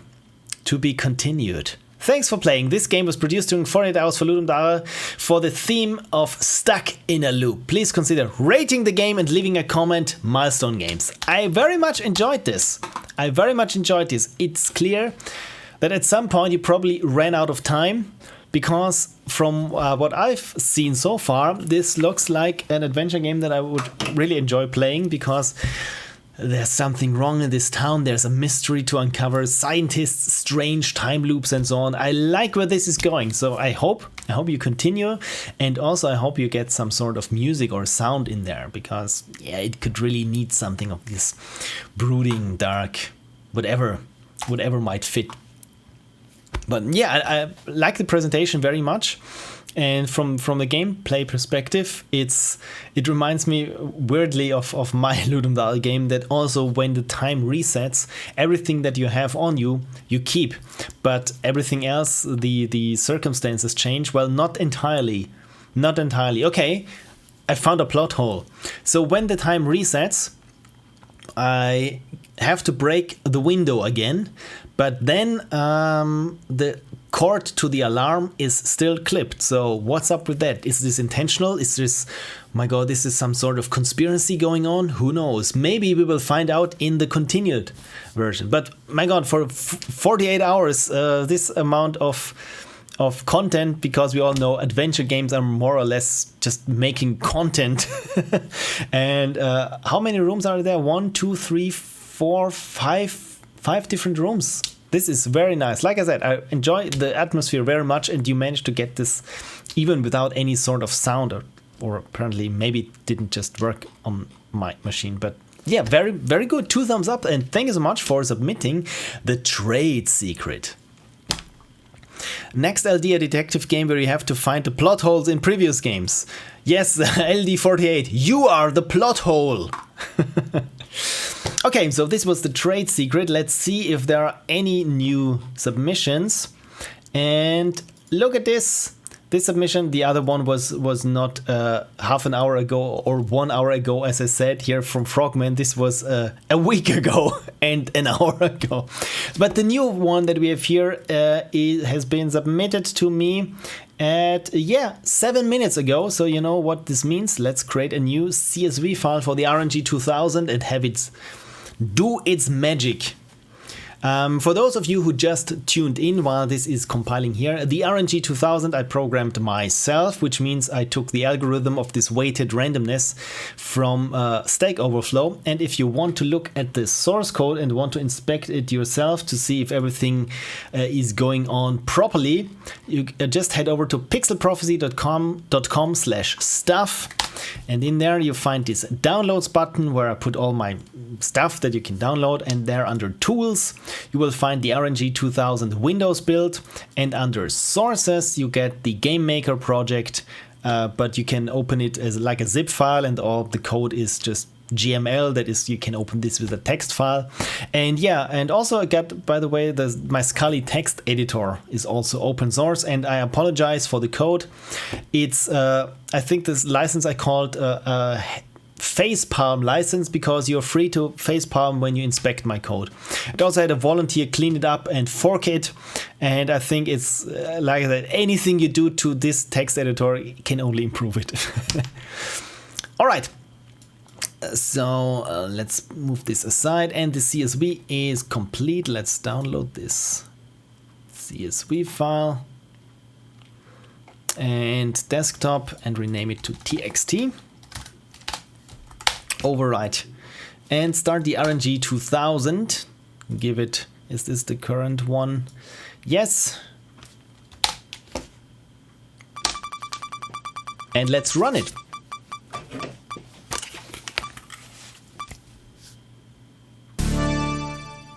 And now we have Total Shipwreck by Frogman. CSV line 39. Copy, and let's paste the game here in the chat first. Right, and oh yes, of course, I played the game that was from Milestone Games, just that I stay organized. There we go. Well, okay, this was just this one cell. Okay, this is better. So this was Frogman. This was the line before that I selected incorrectly, but now apparently this RNG 2000 chose the game from Frogman. And did it update here in the what's underneath my window here? Yes, it did. Total Shipwreck by Frogman. Is there a Twitter link? No. So I don't need the headphones right now. About the game. It's apparently way too hard for most people. Oh dear. I mostly want to know what exactly people do wrong, so any difficulty feedback is appreciated. Okay, as always, I will vocalize, I will express as I'm doing things what I try to do, what I expect the game to be doing, and my confusion about what feedback the game gives me. Anything else you want to tell me? I check the site once in a while, so may miss your stream live. I don't know if that's a requirement. It is not. It is not, since this will go up as a VOD anyway. And I will also put a link in the description there. And oh my god, I completely forgot. This is also something that I wanted to do with the previous stream. I will put a link to the video on demand once it's up to your game's comments on the LD page. And I completely forgot to do this with the last one, so this one I will do probably later today. Wonderful. Okay, so Total Shipwreck. Did I post it here? Yes, I did. I posted it. Cool, cool. It's really hard for me to stay organized, but LD page, download and play. Total Ship. Oh my god, look at this. Look at this. This is adorable. Those little wood puppets. The drunk wooden pirates are about to drown. How? Doesn't wood float on top? Never mind. I'm overthinking this. Try to save their ship before it's too late. Look at this. This is very, very cute. Very cute. Gameplay. You control 2 to 4 pirates trying to save their ship from drowning. You can empty the water with buckets, seal the holes in the ship's hull, and get rid of extra weight, aka gold. Oh no, not the gold! Oh. You can only play as one pirate at a time, but you can record your actions afterwards. The pirate will execute those actions in a loop. Oh, this is very clever. However, the pirates are drunk and may get lost or stuck or dance in the way. Okay, so it's essentially it's just babysitting a bunch of drowning pirates then. Okay, so I can see how this game might get too hard too fast. I'm already a little bit stressed out. Tools: Unity, Blender, Beatbox, Real World Paint, and Audacity. I've never heard of Beatbox and Real World Paint, but apparently those are tools people can work with, so might need to check those out. So changelog modified some text, some balancing fixes, fixed some pause bugs, fixed text initial. Yeah, I think we can play the 1.0.2 version of this game, since it's just a couple of fixes. 48 megabytes. As always, I enjoy games with a small download footprint. And it's also nice that I don't have to wait forever to download them on stream. So this is apparently my temp directory. Wonderful. There we go. Ship total shipwreck. Beautiful. Okay, so I apologize if I'm not commenting what I'm doing at a certain point, because probably get so overwhelmed that I forget talking. But yeah, let's try to, as Frank said, save the gold. Is there music? Yeah, there is music. Total shipwreck. And it even got some holes in there. Okay, so start, normal, or exit. What is normal? Hard. Okay. If the game is too normal for you, you can also play it on hard. So let's play it then, and level 1, okay. Tutorial. The ship is filled with holes. Seal all the holes before it drowns, or sinks probably. Take buckets to the water. Use them to fill them with water and throw them overboard. You should probably have at least one pirate doing that at all times. Okay, got it. Take the plugs and use them to seal the holes and prevent the ship from drowning. Seal all holes to keep sailing. Okay, WASD to move, E space to pick up, F shift use, pick up and use items. I don't think there is this running is necessary. Maybe turn this down a little bit. Yeah, I don't think it.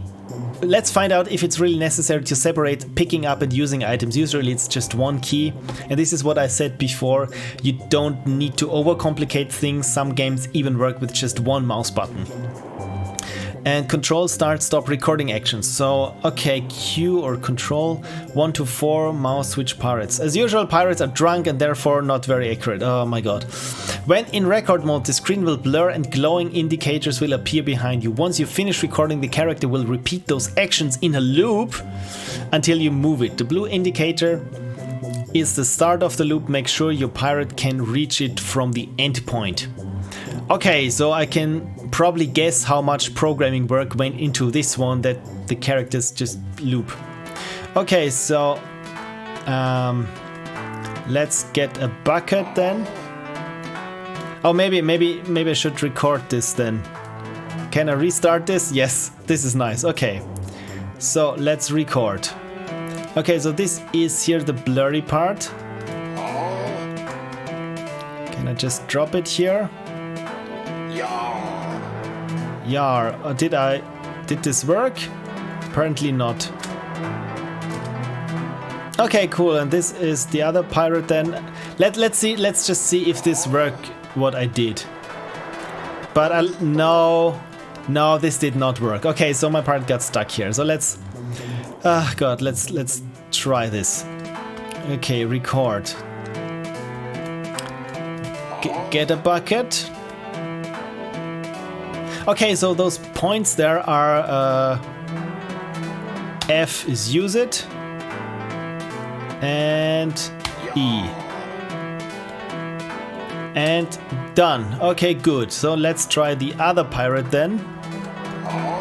And let's do the same thing with this one here, just to get the water out. But I like that the music speeds up when things are getting problematic. Yar! Okay, so now let's try to plug the hole then with this pirate here. Okay, I probably shouldn't have thrown the plug. Get it? Will you please take it? No. Okay, you know what? Maybe. Oh, this is not good. This bucket of water should probably be thrown overboard. Okay, so yeah, let's get another plug there. Oh my god, he's drunk. He's drunk. He's drunk. So let's switch to this pirate then. Yeah, this is probably already a bit too hard. No, you drunkard. Record. Let's. Yeah, probably not going to make this one here. I need to be much faster. Yeah, this is. We're sinking. We're sinking.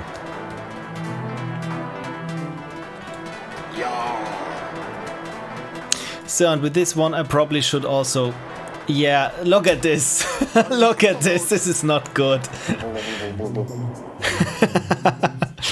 I love the sound of blub blub blub blub blub blub. Yeah, you sunk. At least it doesn't say you suck. Yeah, let's play this on easy. Oh. Yeah, not hard. Yeah, I see where this game is going, but I think the problem that I'm having is, since the pirates are drunk, that this is making things even harder than necessary. Oh no, I throw it again. Oh god, restart. You see, this is what I feel that is not necessary to have E and F, because when I'm interacting with this leak while I'm holding a button or while I'm holding a bucket, then E should be the same thing as F, I think, because I can always be throwing it. Okay, so let's switch to this one here and try to plug all the holes in the meantime. And F, right? F. Okay, good. Okay, so let's really hope that my drunk pirate manages to keep getting the water out here. No, this was again the wrong button, and now I can't. Come on, pick it up. No, not recording, not recording. Pick it up, pick it up. Damn it. Okay, so let's do this again. See, this is, I think this is the biggest problem that I'm having, that this E and F, if it's always just E, it would be much easier for me or much more intuitive. So F. And then E. And then with this guy plugging the holes. Okay, let's give this one more try. Let's give this one more try. And this time I will plug now the furthest hole. Yeah, this is good. Where am? Oh, of course, I shouldn't go this way. Otherwise, I might drop through through the floor.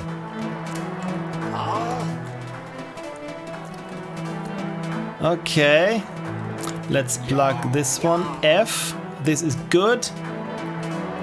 And let's supervise now our drunkard. But apparently the drunk pirate is still doing his job. This is good. So let's plug this one. And one more hole. Oh no. Oh no. He's not throwing out the buckets properly, but I think for this level, I think I can manage it, even if the buckets don't leave the sinking ship. You saved the ship for now. Yeah, I don't think that it's possible for me to do the next level. Oh no, the ship is filled with holes again, and there are foreboding clouds on the horizon. Oh no, it ramps up in difficulty. When the timer at the top runs out, it will start raining, which will drastically increase the water rise. Yeah, it's already a bit hard, right? So let's... Alright, first thing. Good. Okay, so we need probably 2 pirates now getting rid of the water. F. And E. And going back here. And now let's take the blue pirate and do the same thing here with the blue pirate, because we really need to get the water out pronto. F and E. Let's go back to the start. Okay, and with this green one here, I will try and plug the holes as fast as I can. And as always, I start with the furthermost hole, because when I'm in a tough position where everything is very stressful, then I probably won't have time to go all the way back to the furthermost thing. Okay, so right now things are looking good. Pick it up, but I don't think good. Okay, only 2 more leaks, but 20 seconds, and oh my god, of course. Oh my god, of course there are... I don't have anything. So. Okay, so. Okay, so this is. No, I put the wrong button and. This. I think the problem is that once you make a mistake like this, things escalate far too quickly. Okay, I will try this one more time and be very quick about this. Okay, so this one needs to go to this pile of buckets. F, right? And then E. And then back here. Good. And this one should go to the other. Oh no. Oh no, the first one is stuck already. But you know what? I really like it that the game really tells you in the voices of the pirates what's the problem and what's going on. So, good. Then we try to get this one here. But I don't think... Yeah, again, if you make a mistake right in the beginning, it really doesn't allow for any kind of mistakes. So let's try and drop down here. F, E, and then I'm back here. Good. Now the blue one. E.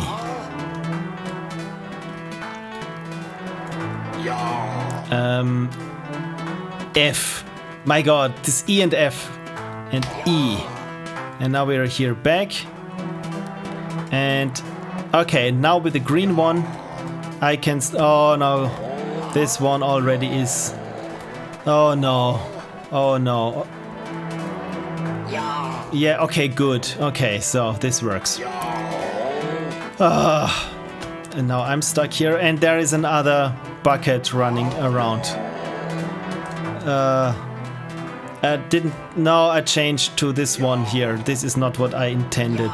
No, I meant to type F. Come on, pick it up. No, not throw it again. Oh god. Oh god.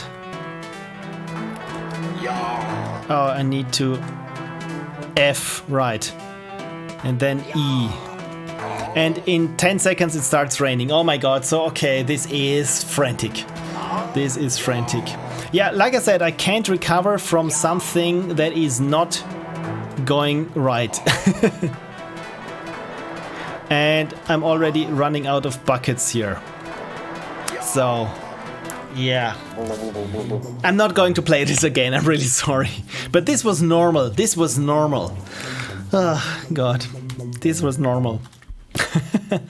Yeah, this was a total shipwreck. Okay, so you asked for feedback in terms of difficulty, what the problem is.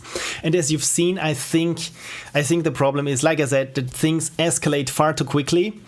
And it's not really fun babysitting the pirates because at a certain point you need to count on them retracing their steps correctly.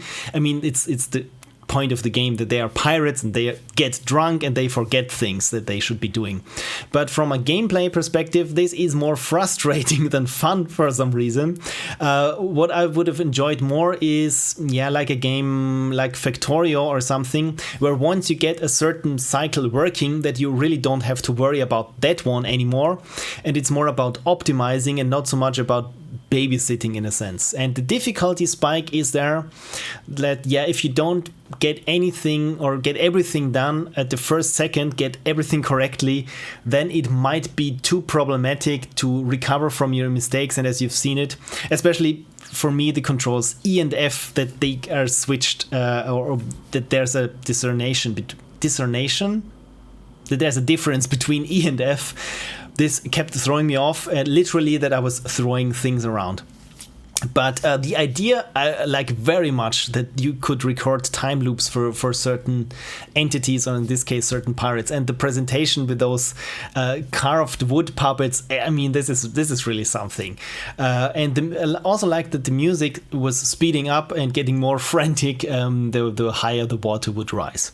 So yeah, from what I can tell, like I said, it's a bit too unforgiving, and again, the most frustrating part for me, as you've seen, was hitting F when I meant, or hitting E when I meant to hit F, because I'm so used to E is interact. Whatever it is, it's context sensitive, so that when I'm interacting in front of the pile of buckets, of course I take it. When I'm having a bucket and I'm interacting while I'm standing in water, it would make a lot of sense that I'm scooping up the water. And when I'm interacting, maybe the one thing that would work more for me would be to have a button to throw something, right? That E is interact or pick up with anything, and Q is throw. Maybe something like this, I think. But again, this is just down to my preferences and how ingrained my muscle memory is from all those other games. But like I said, the idea is pretty cool, and I didn't even manage to get to the gold. But yeah, it's just too hard. It's just too hard for me. Lady Misleaf says the second button should be to drop, as it would happen less often. Exactly, yeah. I think it just needs more testing and polish on the controls, I think, and maybe all those floaty bits, those particle systems, when I'm recording, maybe have more of them. I think those are waypoints where the pirate, when they're set on automatic, just travel to and back. And I think this is also a reason why they easily get stuck, because those points are a bit too far apart, and this big mess there, this thing here in the center, where you need to have your pirates go around it. This makes it also frustrating, where the pirates say, I'm stuck. Yeah, I think if you take out all those little frustrations there, you really get to the point where the game is fun to play and where it's fun to optimize. But yeah, right now it's just a tad too frustrating, I think. But overall, very cool idea. So 2 thumbs up. This is very original and not your average top-down exploration adventure game. So next up, where is my spreadsheet? There it is. So this was, what was it called? Total Shipwreck, right? Shipwreck. Just so that I can mark it again as played. And let's see what is the next Patreon game. And the next Patreon game is from koemeterion and DeathStorm. And it's 11. It's just called 11. Let's make a row to sheet again and update, of course, the now playing.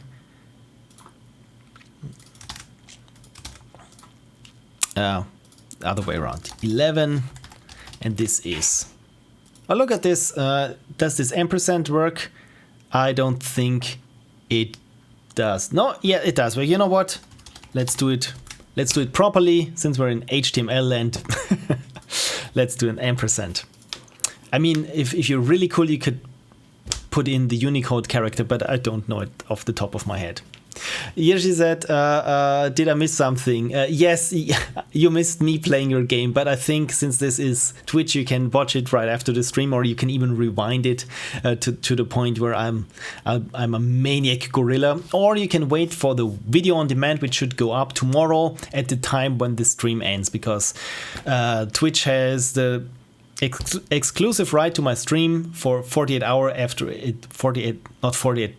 hours after it finished. So there we go. Stream is early today. Yes, it is. I'm sorry. But on the other hand, for a lot of people could watch now that couldn't before, because it was too late for them. All right, here we are. 11 by koemeterion and DeathStorm. And about the game, it's pretty hard. My God, especially in the beginning. Keep going. It's totally beatable. Good luck, you finished the game. If you finish the game, I will donate a venti coffee. Okay, so essentially now I'm playing for money. This is it. Anything else, you rock. Keep doing the stuff you're doing. So with a name like koemeterion or DeathStorm, I think you rock. But yeah, let's try 11. Because I would assume, of course, copy and paste the link to the chat. And Frank says, I agree with it's pretty hard. Oh dear, I'm going to embarrass myself pretty much now. About the lighting, I think I need to adjust the camera once more because the sun is setting right now, and configure video. There we go, camera controls. And now it's even a little bit brighter. Wonderful. Okay, so I've seen a GIF of this, and all I know is that, oh my god, it looks like Frogger. Lady Mistleaf says, you don't play for money, you play for coffee. I think coffee is more important to you. Yeah, that's correct. If someone says, you know, here €2, and I think, cool, thanks. But someone says, here's a coffee I got from the vending machine just for you. I'm going, oh, it's coffee. So yeah, I'm probably more. I mean, at a certain point, my employer might get the idea to pay me just in coffee beans, and from that point on, it's yeah, they make much a better deal. So, DeathStorm is very metal, says Ember Dev, and I agree. So, 11, there we go, is a 2D repetitive puzzle simulator, trademark, where your character has touched a mysterious but cursed clock. Now, stuck in a dimension where time flies by, you have to solve puzzles straight out of hell, trademark. I think John Romero trademarked hell. To reach the end portal that leads out of this dimension that troubles you. While you crawl through this world, you can find items, clocks, 11 of them. Ah, there goes the title. I thought it's some sort of Stranger Things tie-in. That raises your limited time. Frank says, Pixel Prophecy, don't forget Twitter. What's going on Twitter? There are seven notifications, and it's just like. Did I forget to... Oh yes, thank you so much. I forgot to tweet at DeathStorm and key user. Thank you for reminding me. Where's the Twitter thing? I just closed Notepad. Of course I closed it. Where is Notepad? No, this was Maya. Oh dear.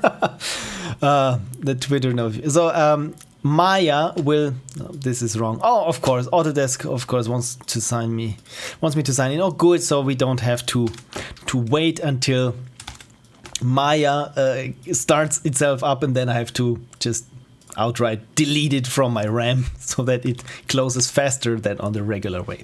So DeathStorm and key user have been notified on Twitter that I'm playing their game right now. So again, thank you for reminding me. And cool, so the trade secret was what we played before. This one I also need, so there we are. Right. I just finished the last paragraph again. While you crawl through this world, you can find items, clocks, 11 of them, that raises your limited time, because you're starting with just 20 seconds on the clock. This, as being said, can be raised so you have more time to go deeper into this dungeon-like dimension. So it's a bit like Minute, could this be? But with more puzzles. Have a close eye on what each lever or button does. There are multiple possibilities. Oh, that sounds hard. Don't forget to avoid traps of all sorts. Now then, up to this point you have probably spent more time reading than starting time might be. Time to get out of this loop. Let's go. This reminds me so much of the first Legend of Zelda. For some reason, the first Legend of Zelda map is still ingrained in my brain. I still know my way around it from the NES. Frank also says a wall of text in the chat, and thank you so much for the clarifying comments on what games I'm playing. Okay, disclaimer, Mac and Linux versions are not tested. This game is hard, but we tested everything and you can reach and gather everything in the game. So this is something that's pretty uncommon for Ludum Dare or jam games in general. It's tested! Known issues, hard AF, sometimes weird stuff happens with the camera, we know about this but couldn't find a fix in time. If you're stuck because of something like this, just wait until the counter resets the game, sorry for that. Okay, so those are the clocks, you got an inventory, and my god, I like this gothic font there. And so, okay, so those are the clocks that probably are running out, I would assume. And team is Christian and Christian, so it's 2 Christian or Christian squared. I would like to stream your game, just enter it in this form. Oh yeah, this is cool. So if you want them, Christian or Christian, to stream your game, just click this form here. By the way, I can put it also there in the chat. There we go. If you want to have your game also submitted there. Other crates, font, Breath of the Wild, the Breath of the Wild of Zelda. The Wild Breath of Zelda, sorry, I'm so used to Breath of the Wild. So this is the incredibly gothic font that I identified is the Breath of the Wild font. Wonderful. Other credits, sounds, wind sound, clock ticking, doors. So this is very nice that you, for each sound that you used, you got a credits there. This is very nice. And of course we can download it at itch.io. And should we run the game? No, let's download the, of course, the Windows version, because as always we know there might be some problems when it comes to audio with HTML5 and Unity and so on and so forth. So let's name this then 11. Oh, it got a folder of its own, so this is also a nice service, so I wouldn't have needed to create my own folder. So let's try Stuck in a Loop and turn this thing up to 11. So there we got the 2 doomed penguins who made this game. Koemi, Christian, and DeathStorm, Christian. So let's start the game.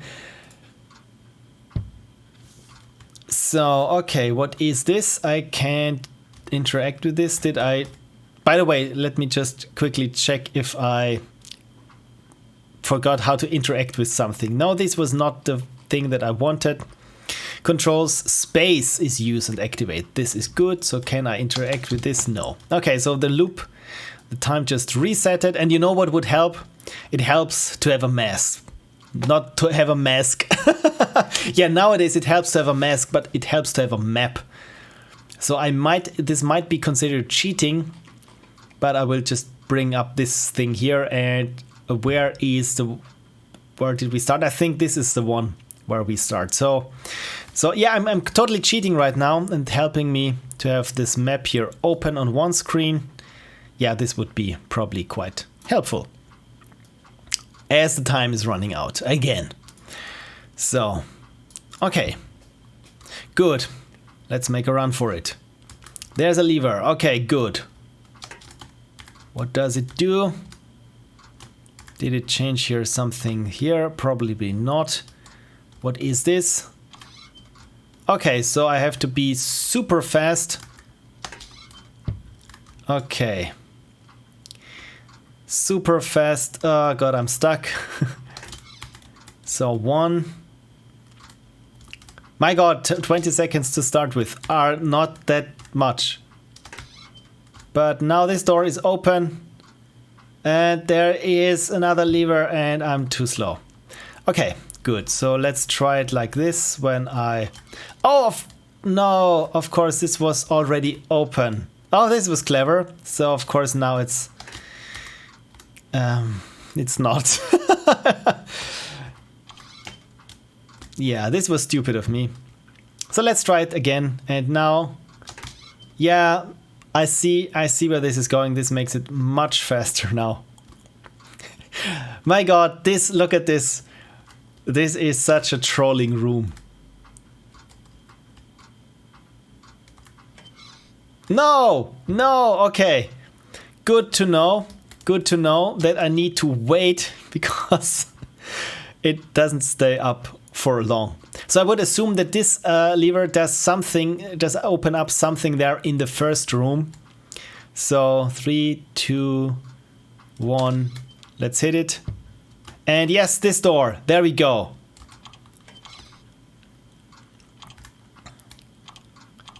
Okay. Good. Oh no.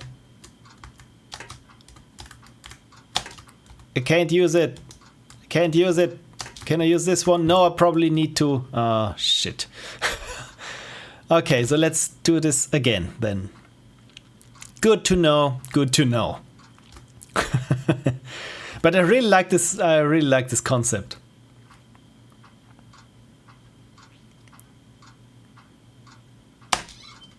So there we go.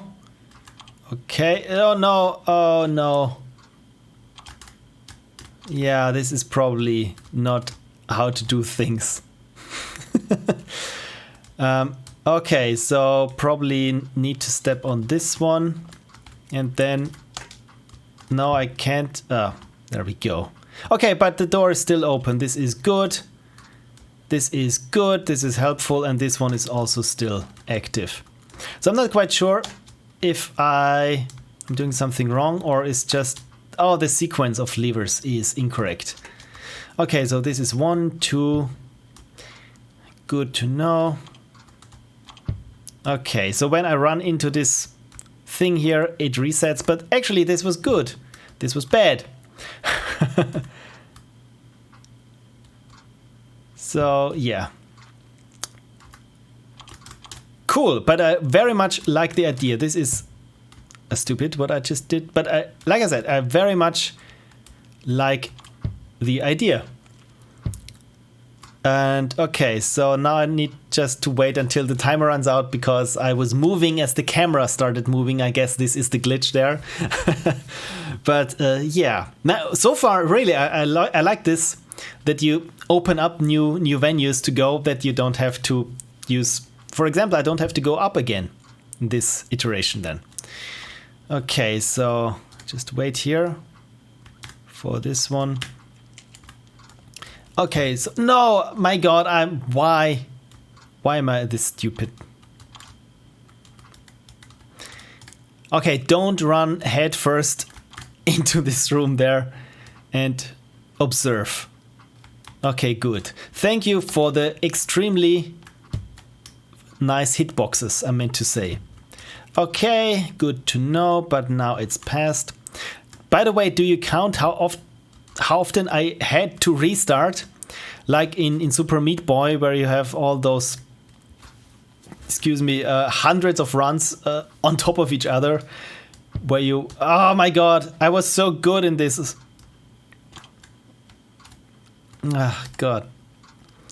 But now, you know, now you got me hooked on. No, why am I such stupid? Okay, so of course it only works when all when all the other levers are hit, or do I need to do this again here? But now I'm running out of time. Okay, good to know.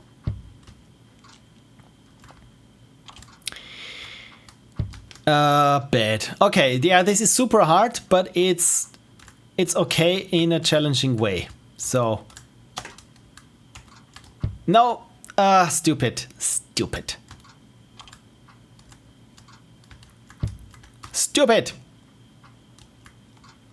Yeah, let's wait it out. This is not something.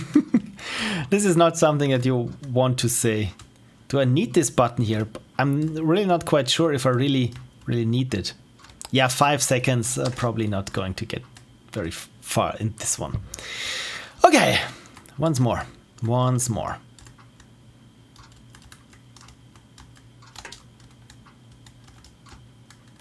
Oh no, I don't know what's wrong with me, because the first time I wasn't doing too bad in this room here. But now, for some reason, I haven't quite worked out everything. So now this door must be open. Yes, wonderful. Oh, this is a very wonderful Link to the Past homage. This is super fun. Okay. Oh, good. So there's one of the first clocks. This is good. So I don't need to go up there again, but I also can't return in this run. Okay, there's another door. What? Oh, this is nice. Secret passage. This is not nice.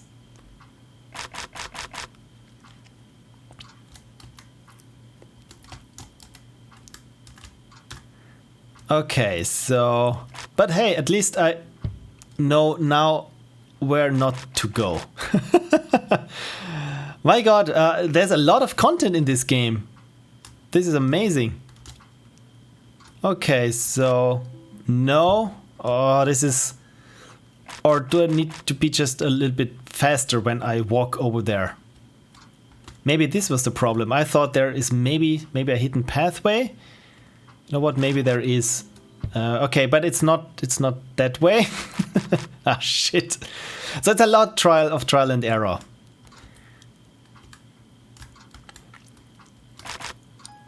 Okay, but it's also not that way then.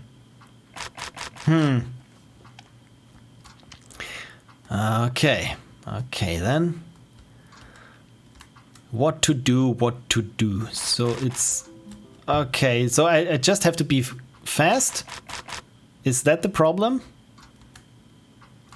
Oh, of course, yeah. No. Is there anything up there? Can I collect the clock a second time? Probably not. Okay, let's... I'm a little bit stuck at this point, I have to say. Yeah, when I'm not running into the arrows again, of course.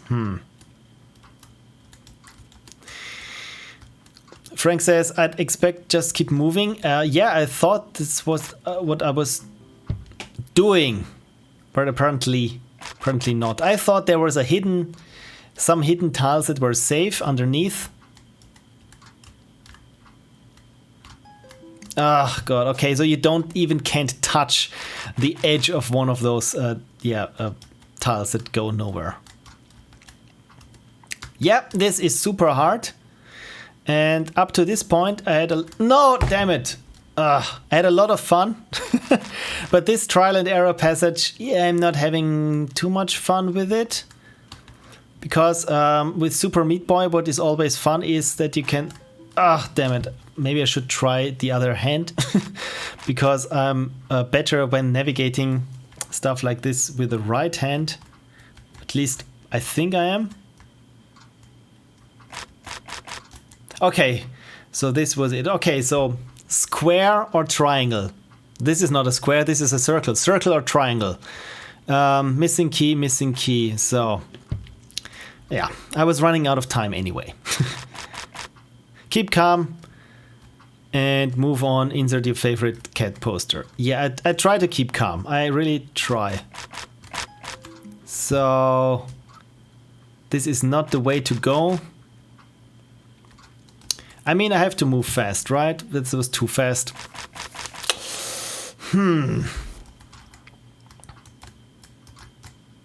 Okay, so let's give this another try then.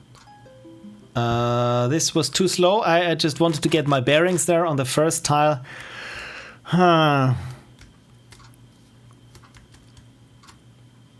Okay. No, this was not good. Yeah, frankly, I'm not enjoying that part. The other part was fun, but this one here that I always have to manage to get back to this part here, this really sucks.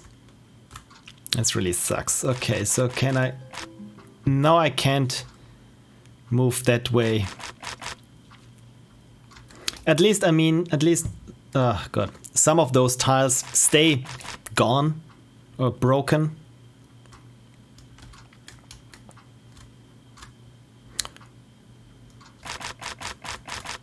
Okay, so good. Oh god, I don't think I can do this in 6 seconds. Oh no, it's one of those puzzles. Oh no. Oh no.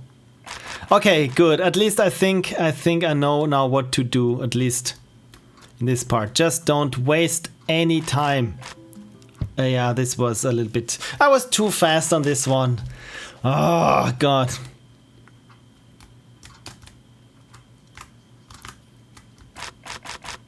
No, okay. A little bit more leniency on those dropping tiles would have been nice. But then again, the timer would kill me. No! Ah! Getting a bit frustrated by this one here. Ugh! Keep calm and insert my favorite cat poster. Okay, got it. Oh, God. Okay. So, no, no, no, no, yeah. That's it. But it's good to know that I can use the hitbox to flip 2 switches at once, but maybe this might also be problematic.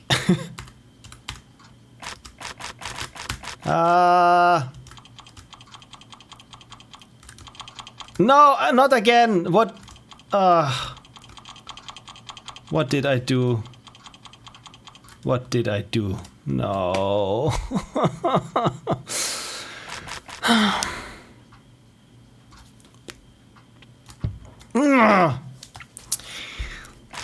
What does the chat says? You clearly expect to spend most of your time falling down there. I mean, there's a falling animation, but not a walking animation. Yeah, that's true. That is true.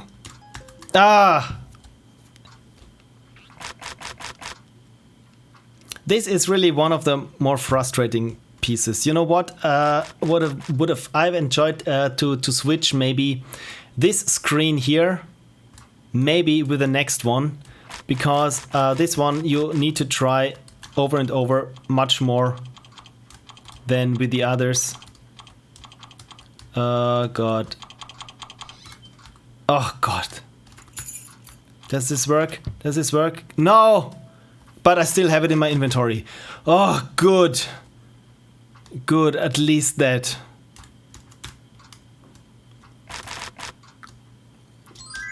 Yes! And now how to get there? Okay. Oh, okay. Okay, but there was the promise that this would get easier, right? At a certain point when I have enough clocks collected. Okay. I'm a cloud, I'm a little cloud.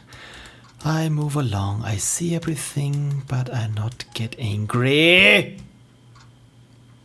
Apologies for my swearing there. The thing is that with rooms that you cleared before, like this one here, once you get impatient...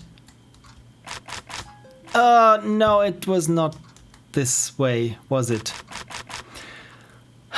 Like with rooms that you've cleared so many times before, like this one where I just walked straight into the arrow. When you get impatient, you make their mistakes even there with something that you feel quite proficient with. So, do I need to go around there? Apparently not. Okay.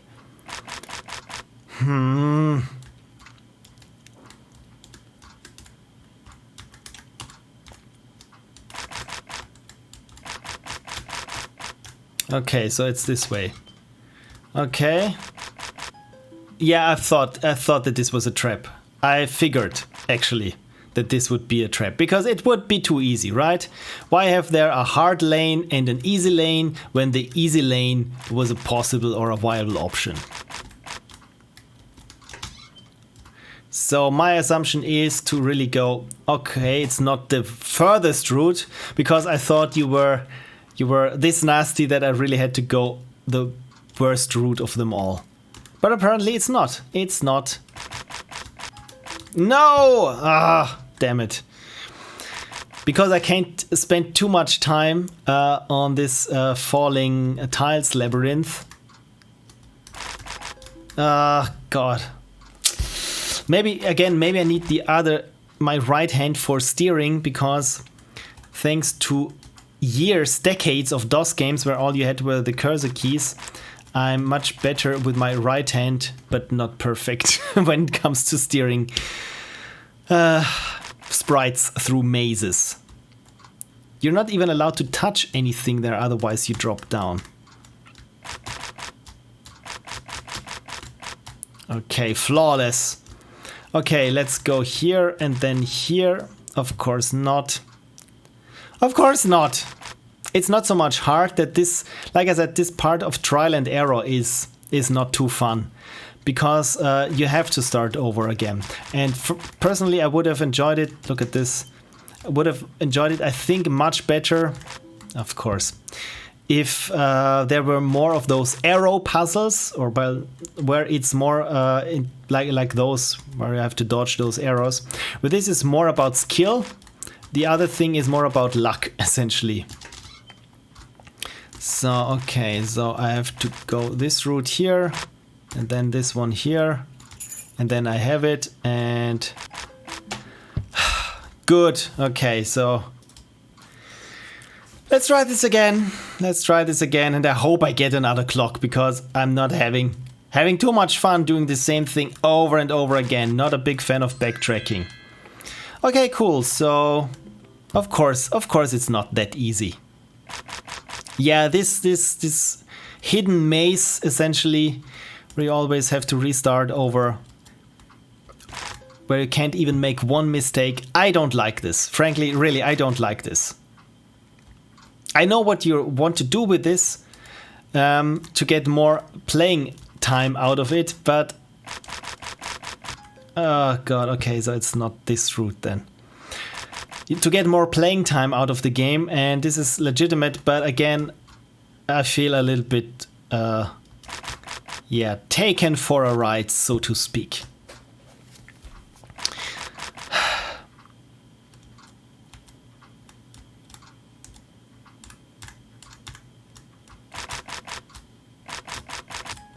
Okay, so this was not one.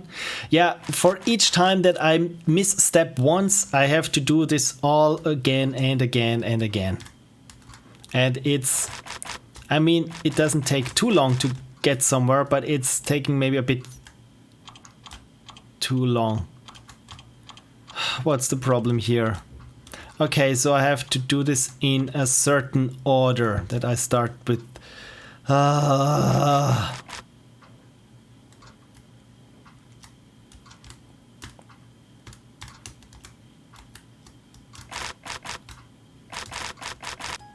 Okay, so this was apparently not a tile that I could step on. I thought I could.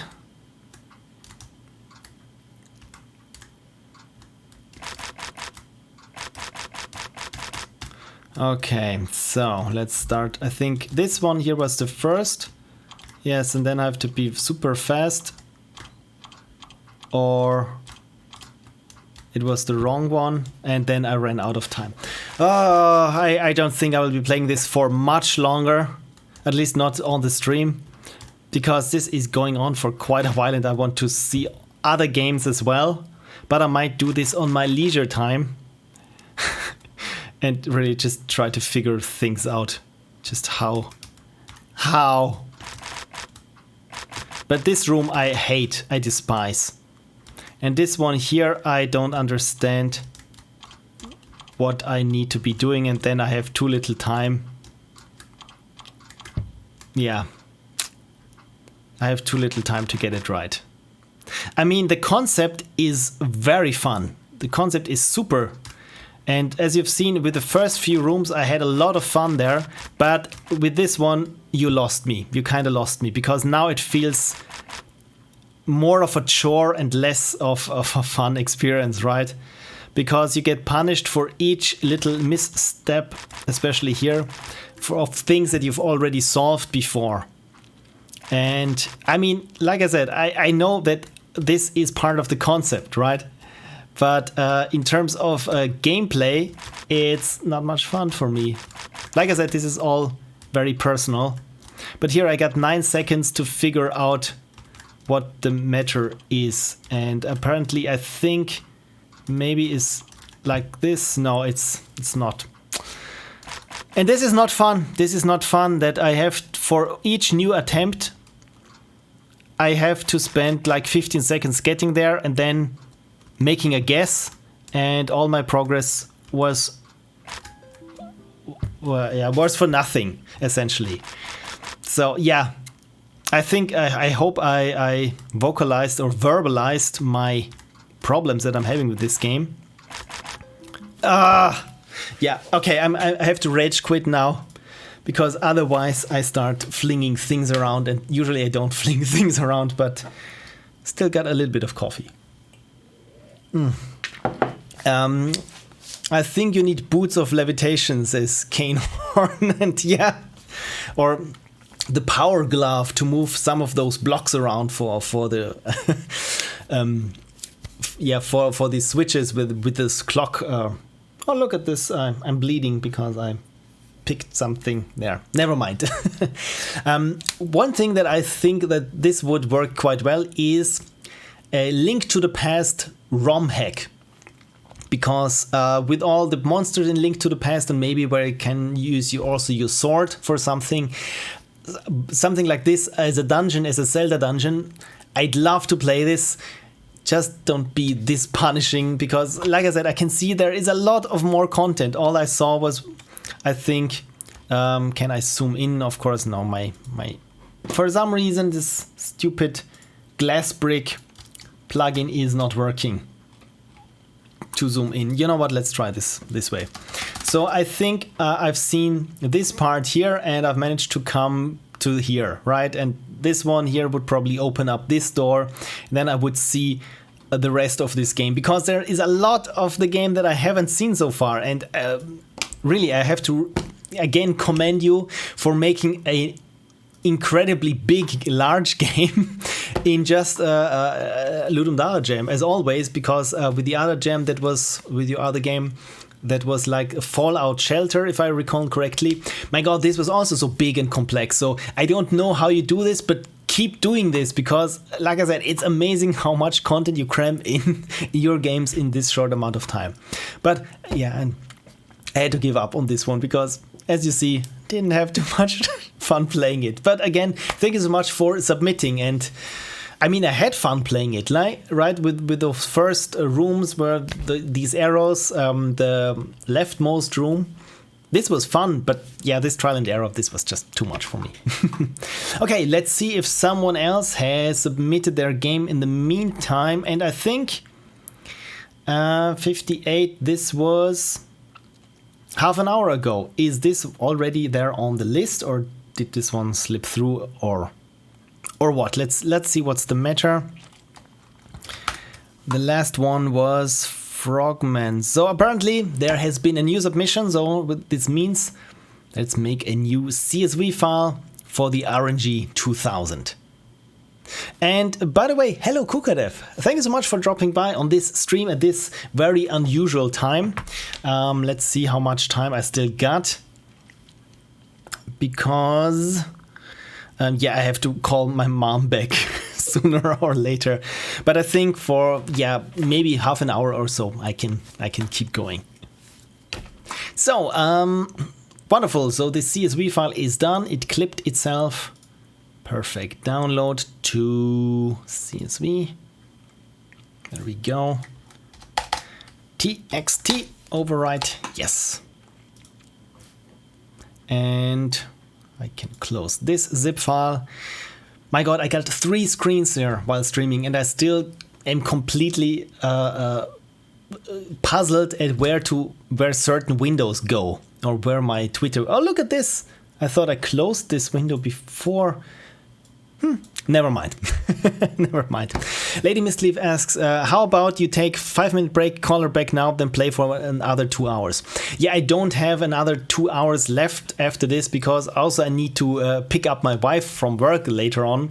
So yeah, this, and I will call my mom back from when I'm picking her up, so that I have everything at once. I can take care of at once, because since we're making games and are game players, we're all about min-maxing our time and our resources the most.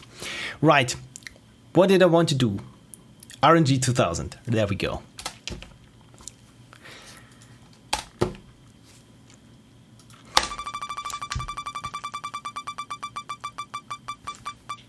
And I'm all out of coffee anyway. Smells like chlorine. Smells like chlorine. And it's also CSV line 39, or very... But this is weird. This is Shipwreck.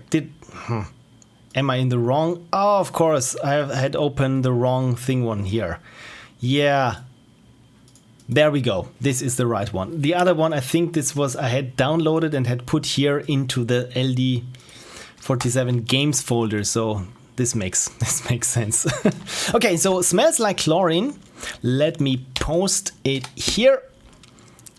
The link, right. Then there we go.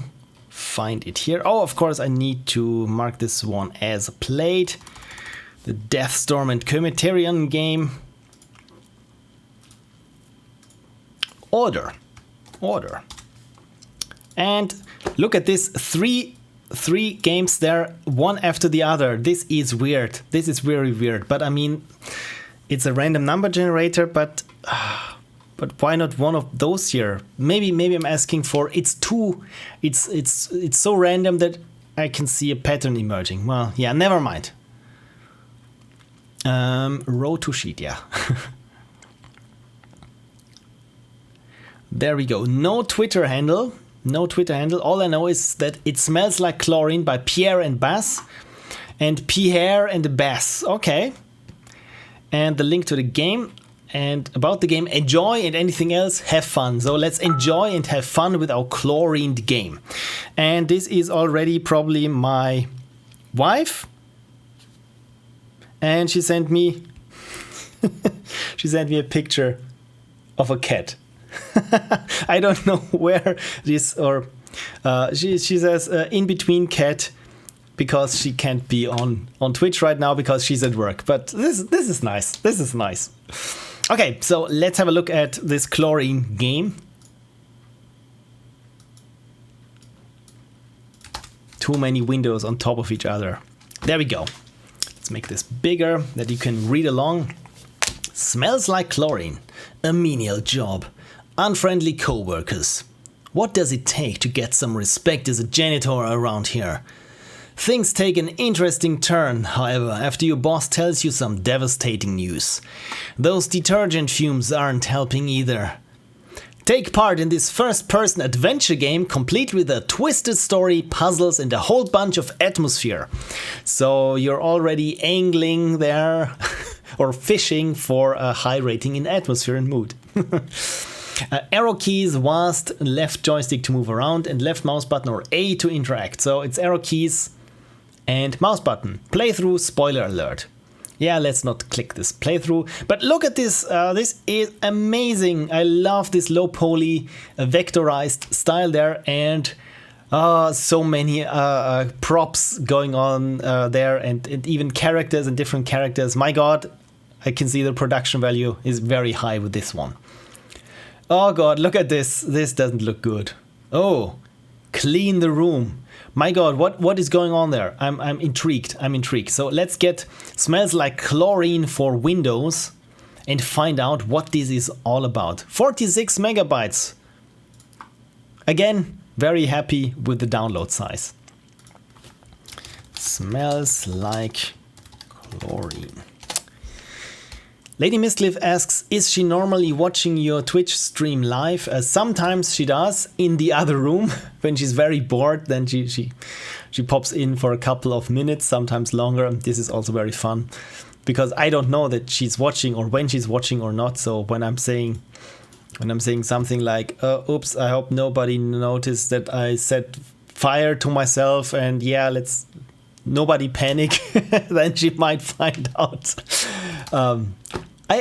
For some reason, I decided to start the Unity crash handler, but it doesn't work. Oh, look at this, even got an icon. Always appreciated when a game has an icon. So yeah, again, if the stream starts to become a little bit chunky or some reason, like it's always the case with 3D games in Unity when they aren't optimized as well, but I think this one should be optimized as well. Let me find, I will have to monitor my own stream there in the other window there to see if my mouse pointer is moving. Yeah, looks like it does. I have a little bit of a lag there, maybe half a minute or so, but it looks good. It looks good. If not, please let me know right away in the chat. So yeah, smells like chlorine, and I like that whatever this is seeping down the walls. This is very fun. Okay, maybe there is even sound. There is sound, but there is no music. So you know what? Now I'm curious about, let's wait and see what happens when the entire wall is covered with whatever this is. Does this happen? No, it stops right here. Looks like it got lerped. But man, I really appreciate that this visual effect there just for the start of the game. is there. This is very nice. Okay, so let's find out. It's been about 2 months since I've started working here. It's a menial job. In fact, it pays even less than my previous job. By the way, I need to turn up here the sound of this mumbling. This is so what's the word? Animal Crossing-y. Oh well, I desperately need the money. I can't just stay at home all day. It's like Mary said, I need to provide for my family, whatever it takes. The people here might not be very nice to me, but I need to do my best to keep this job. Which other company would ever hire an old man like me? I should be happy that with what I've got going here. Alright, better check in with the reception first. Okay, so we're here and it's our workday. She'd get mad later if I don't. Let's turn right here then. Let's turn right or right here then. Okay, so the movement is nice. I like this emergency X here. This is very nice. Okay, so let's check in with the reception. Receptionist, finally you're here. I know you're supposed to start later than we do, but you better not ever be late. Oh my god, this is already a nice company. Good morning. I'm always on time though. See, I'm even 5 minutes early today. Whatever, just get started. Our hard workers absolutely cannot work in bad conditions. Yes, I get started right with the trash right away. Okay, take out the trash in the administrator's office. Take out the trash in the accountant's office. Okay, so administrator's office. Yeah, let's take out the trash then. Not too bad, mostly paperwork. Yeah, I have a feeling that it's... Are there any other? No. What's here? The developer's office. Oh, there's some trash. Lots of energy drinks and power bars. Yeah, those are the devs. My god, look at this presentation. The graphics are amazing. The kitchen. Oh, that smells. What were they eating here? And the accountant's office. Is this the accountant's? This is the corridor. Okay, I need to get my bearings here. Okay, so from this side, then the accountant's office must be here. To the right, perhaps. Director's office. I have no business here. He'll probably tell me off. Which door did I just enter? This is the corridor. Okay, so the classic problem in 3D games, when you turn around, you don't really remember which way you came in, especially if it's two samey doors. I hope they didn't throw away anything important. Alright, that's the last of the trash bins taken care of. Next on the agenda, mopping some floors, starting with the men's bathroom. Should be able to find a mop there. Okay, so... Can I talk to those people? Can't talk, busy. Okay, yeah, I can't, they're busy. Too busy to talk. Look at those employees of the month. All just white men. Okay, so men's room, right. Ah yes, there it is, my beautiful mop. Oh, how far we go back. We must be at least 2 months now. Okay, mop, there we go. Alright, mop obtained. Alright, mop obtained. Now I can clean those filthy stains. Clean. Ugh, disgusting. Aiming is not that hard. Clean. Yuck. Yeah, let's get the worst. I mean, look at those. Those are woodcutter shoes. Well, a clean bathroom should make the men here just slightly happier. Now to do the same for the women's bathroom. For some reason I'm feeling a little lightheaded though, just like yesterday. Must be the chlorine. Must be the chlorine, I would assume. So let's look at the women's bathroom. There we are. Now I make the floor shine again. Let's do this. Clean. What happened here? Clean. I used to think women's bathrooms would be so much cleaner than men's. To be young and naive. Yeah, it's just different. Clean. Clean. Ugh, this bleach. I thought that it was just bad luck yesterday, but I'm feeling lightheaded and I'm fairly certain I feel a big headache coming on. Maybe I can speak to the director and convince him to order another kind of detergent. That isn't too much to ask, right? I don't often go there, seeing as he's all about his privacy, but I remember the big man's office should be next to the accountant's. Yeah, I remember this too. So let's try to convince the director as we go with our mop there. By the way, I really appreciate this mob slightly dangling there. Okay, director, please. Please. This doesn't look good. This doesn't look good. Okay then. Sir, excuse me, I have a question. Oh, it's the janitor. I meant to talk to you today. Oh, that's great, sir. I was wondering if perhaps we could purchase a different kind of detergent. This one is giving me... Listen, pal. Real sorry about this, but I'm gonna have to let you go. Go? What do you mean, sir? Go where? Well, in terms you might understand with that brain of yours, you're fired! Huh? What? Why? What did I do? Look, it's not so much that you did something wrong, it's just that we found someone cheaper. Ah, capitalism. But that is possible. I mean, I earn minimum wage here.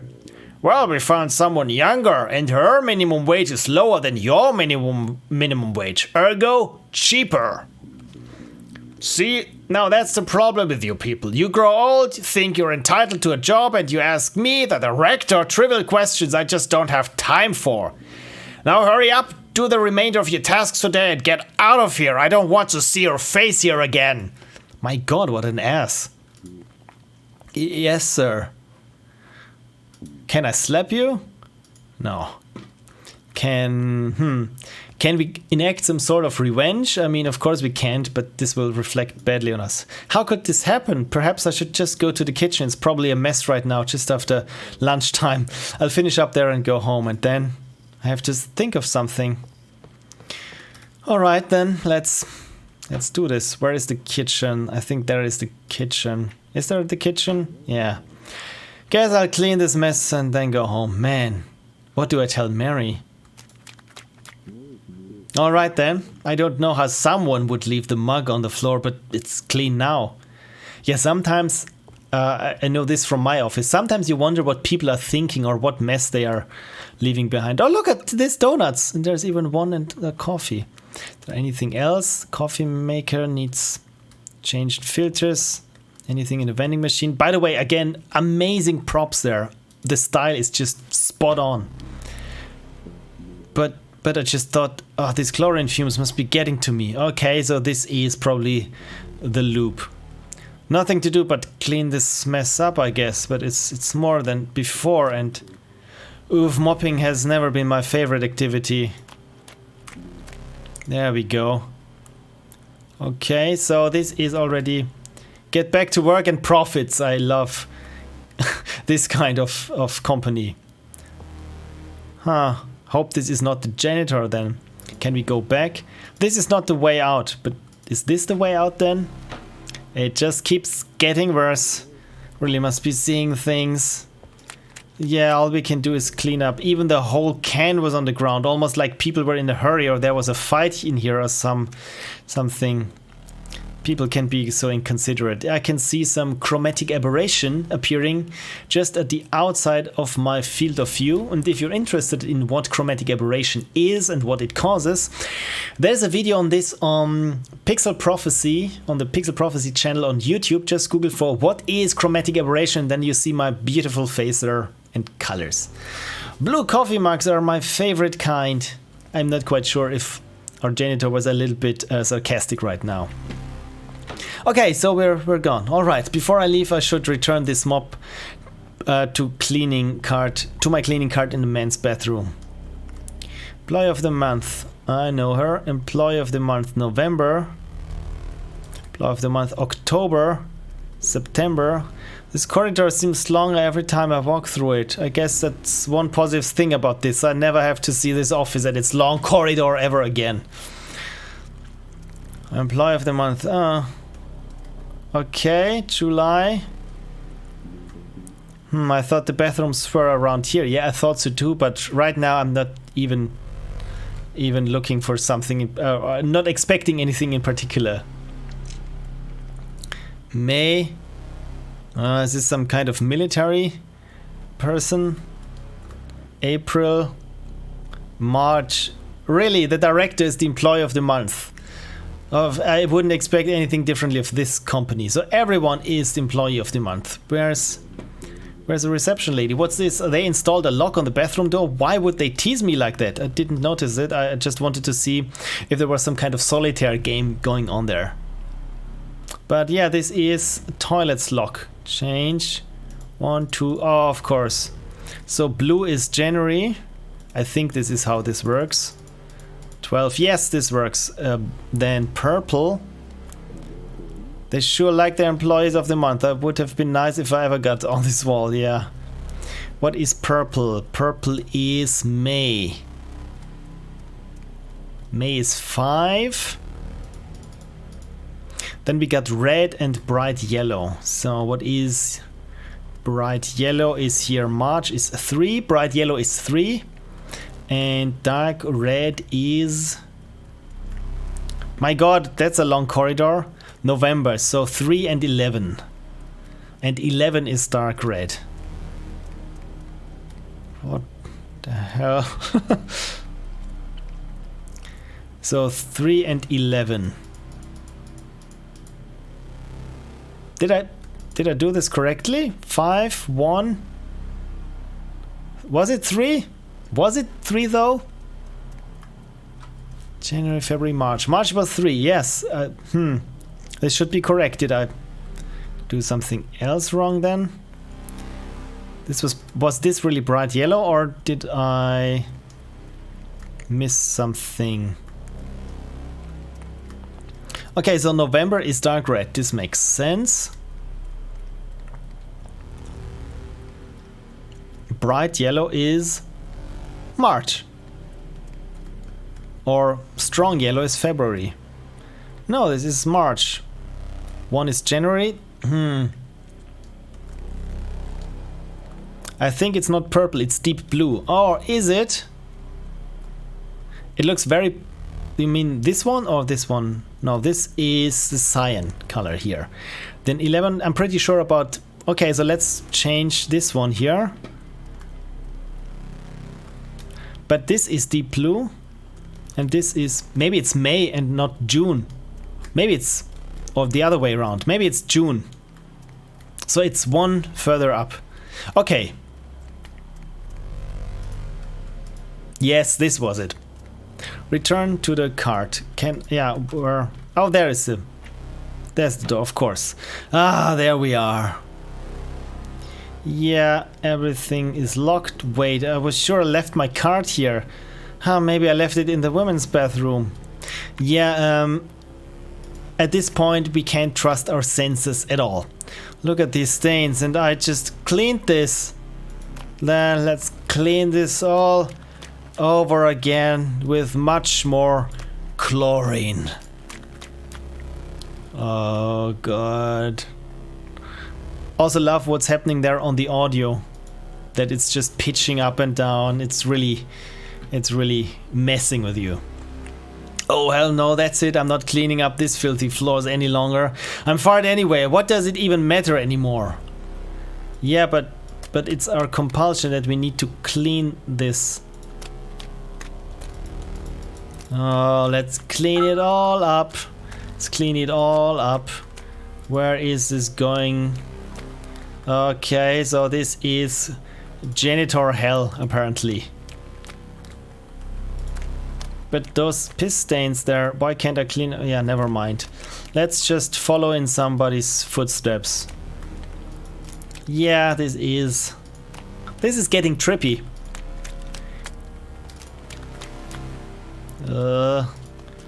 And we've come full circle to the other bathroom. And there we go. Oh no. See, this is what happens when you don't hire a good janitor. Return to the mop cart. Okay, so this is clearly... I think I'm gonna have a little talk with that director. I'll make him reconsider. Oh, he'll listen to me, right? He'll listen to me. Now, where was his office again? Yeah, this one was his office. But how did I end up here again? Yeah, at this point I already know. Don't trust any doors that you go through. So it might be then there. No, this is also the accountant's office then. Maybe I need to go back here. No. Now let's try this again. So yeah, maybe there's something in here then. Can I mop something up? No. Is there another door? This one? I just came through out of order. Sure, why? Was it that door or that other one? Oh, look at this. Might be then this door? No, it's not. Okay, so we are in a labyrinth. That first we need to get through this one out of order and then try this out of order then. All this clutter. I hope the other employees are cleaning up this themselves later. Oh my god, now those darn boxes are even blocking this way. It just cannot stand. My god. This is a lot of clutter. Out of order. Yeah, let's try this one. Okay, so this is how my dorm room pretty much looked like, but with entertainment electronics. You can't say that again. Out of order. Yeah. Hey, what are you doing here? What was I doing here again? All right. I need to clean this place up.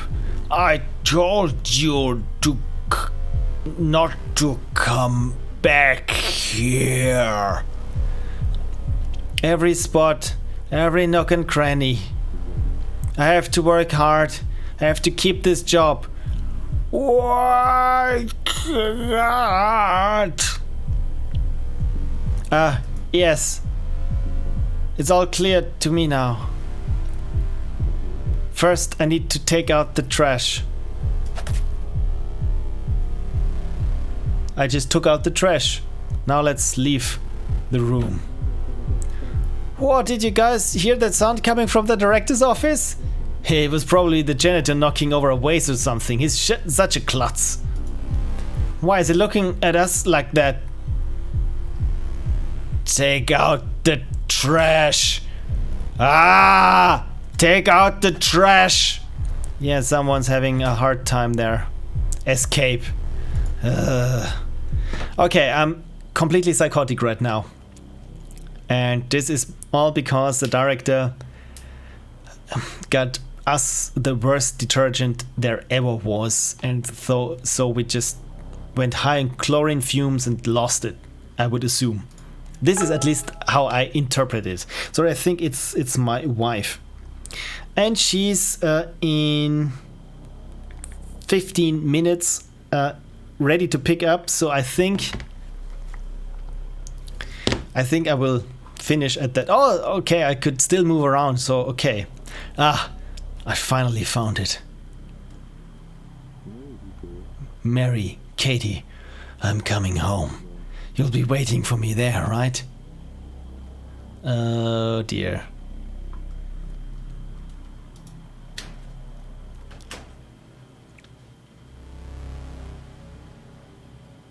Smells like chlorine. A game by Bas Hodgeboom and Pierre van der Massen. Van der Massen?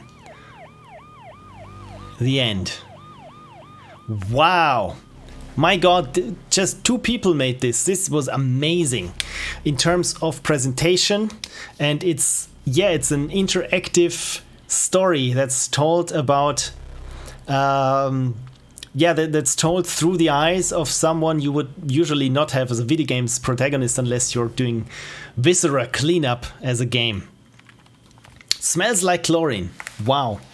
My feedback is pretty short, I would assume. Visuals, it worked very well, starting with this psychosis that everything is just getting even more suppressing and things aren't as they seem. So how you ramp up this thing really worked good. The little puzzles in there I liked very much, because otherwise it would be just following a story interactively or without much interaction apart from where you look at or how long you spend. So these puzzles, at least they kept me doing something. Usually people say that adventure games are like a novel that you read, and after each chapter you have to solve a Sudoku, otherwise you're not allowed to turn the page. right? Where the puzzles are completely in disconnect with the story.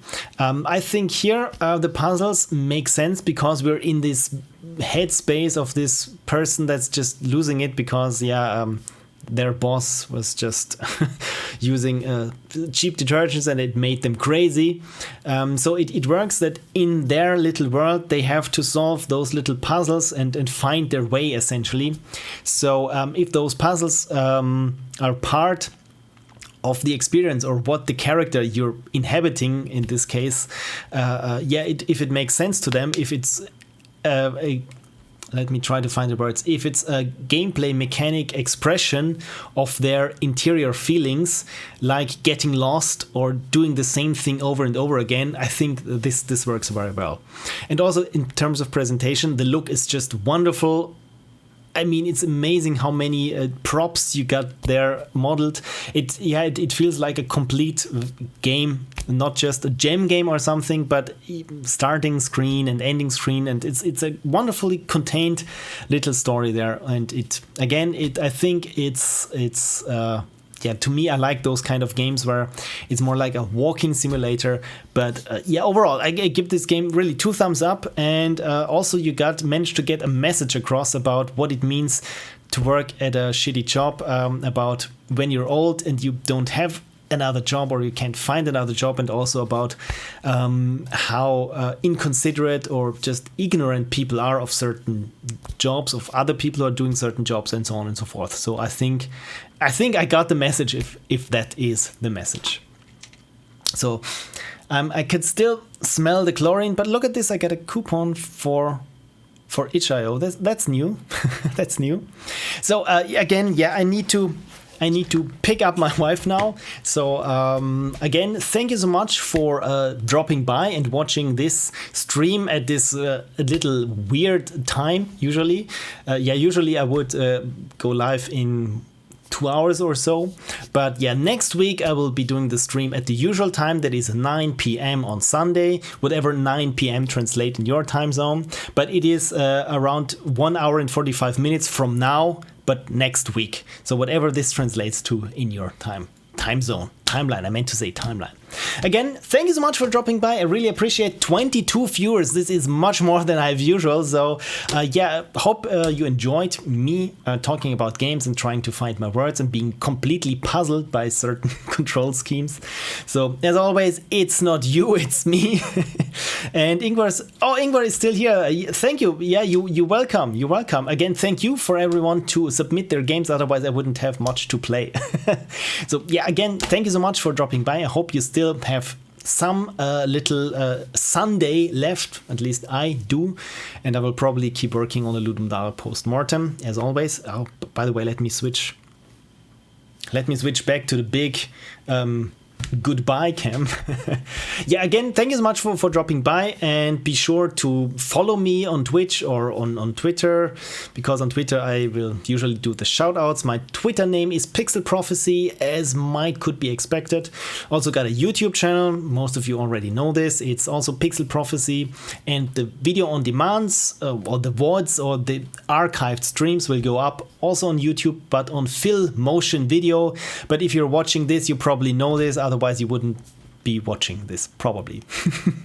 Again, thank you so much. Have a great week, and see you next weekend with part 3 of Phil Plays Your Ludum Dare Games. And I will also put this video, once it's up, in the comments of all the games that I've played, so that the creators know my feedback on their games. Okay, so that's it from me. Let me find the thank you for watching slide. Have a great week and see you around.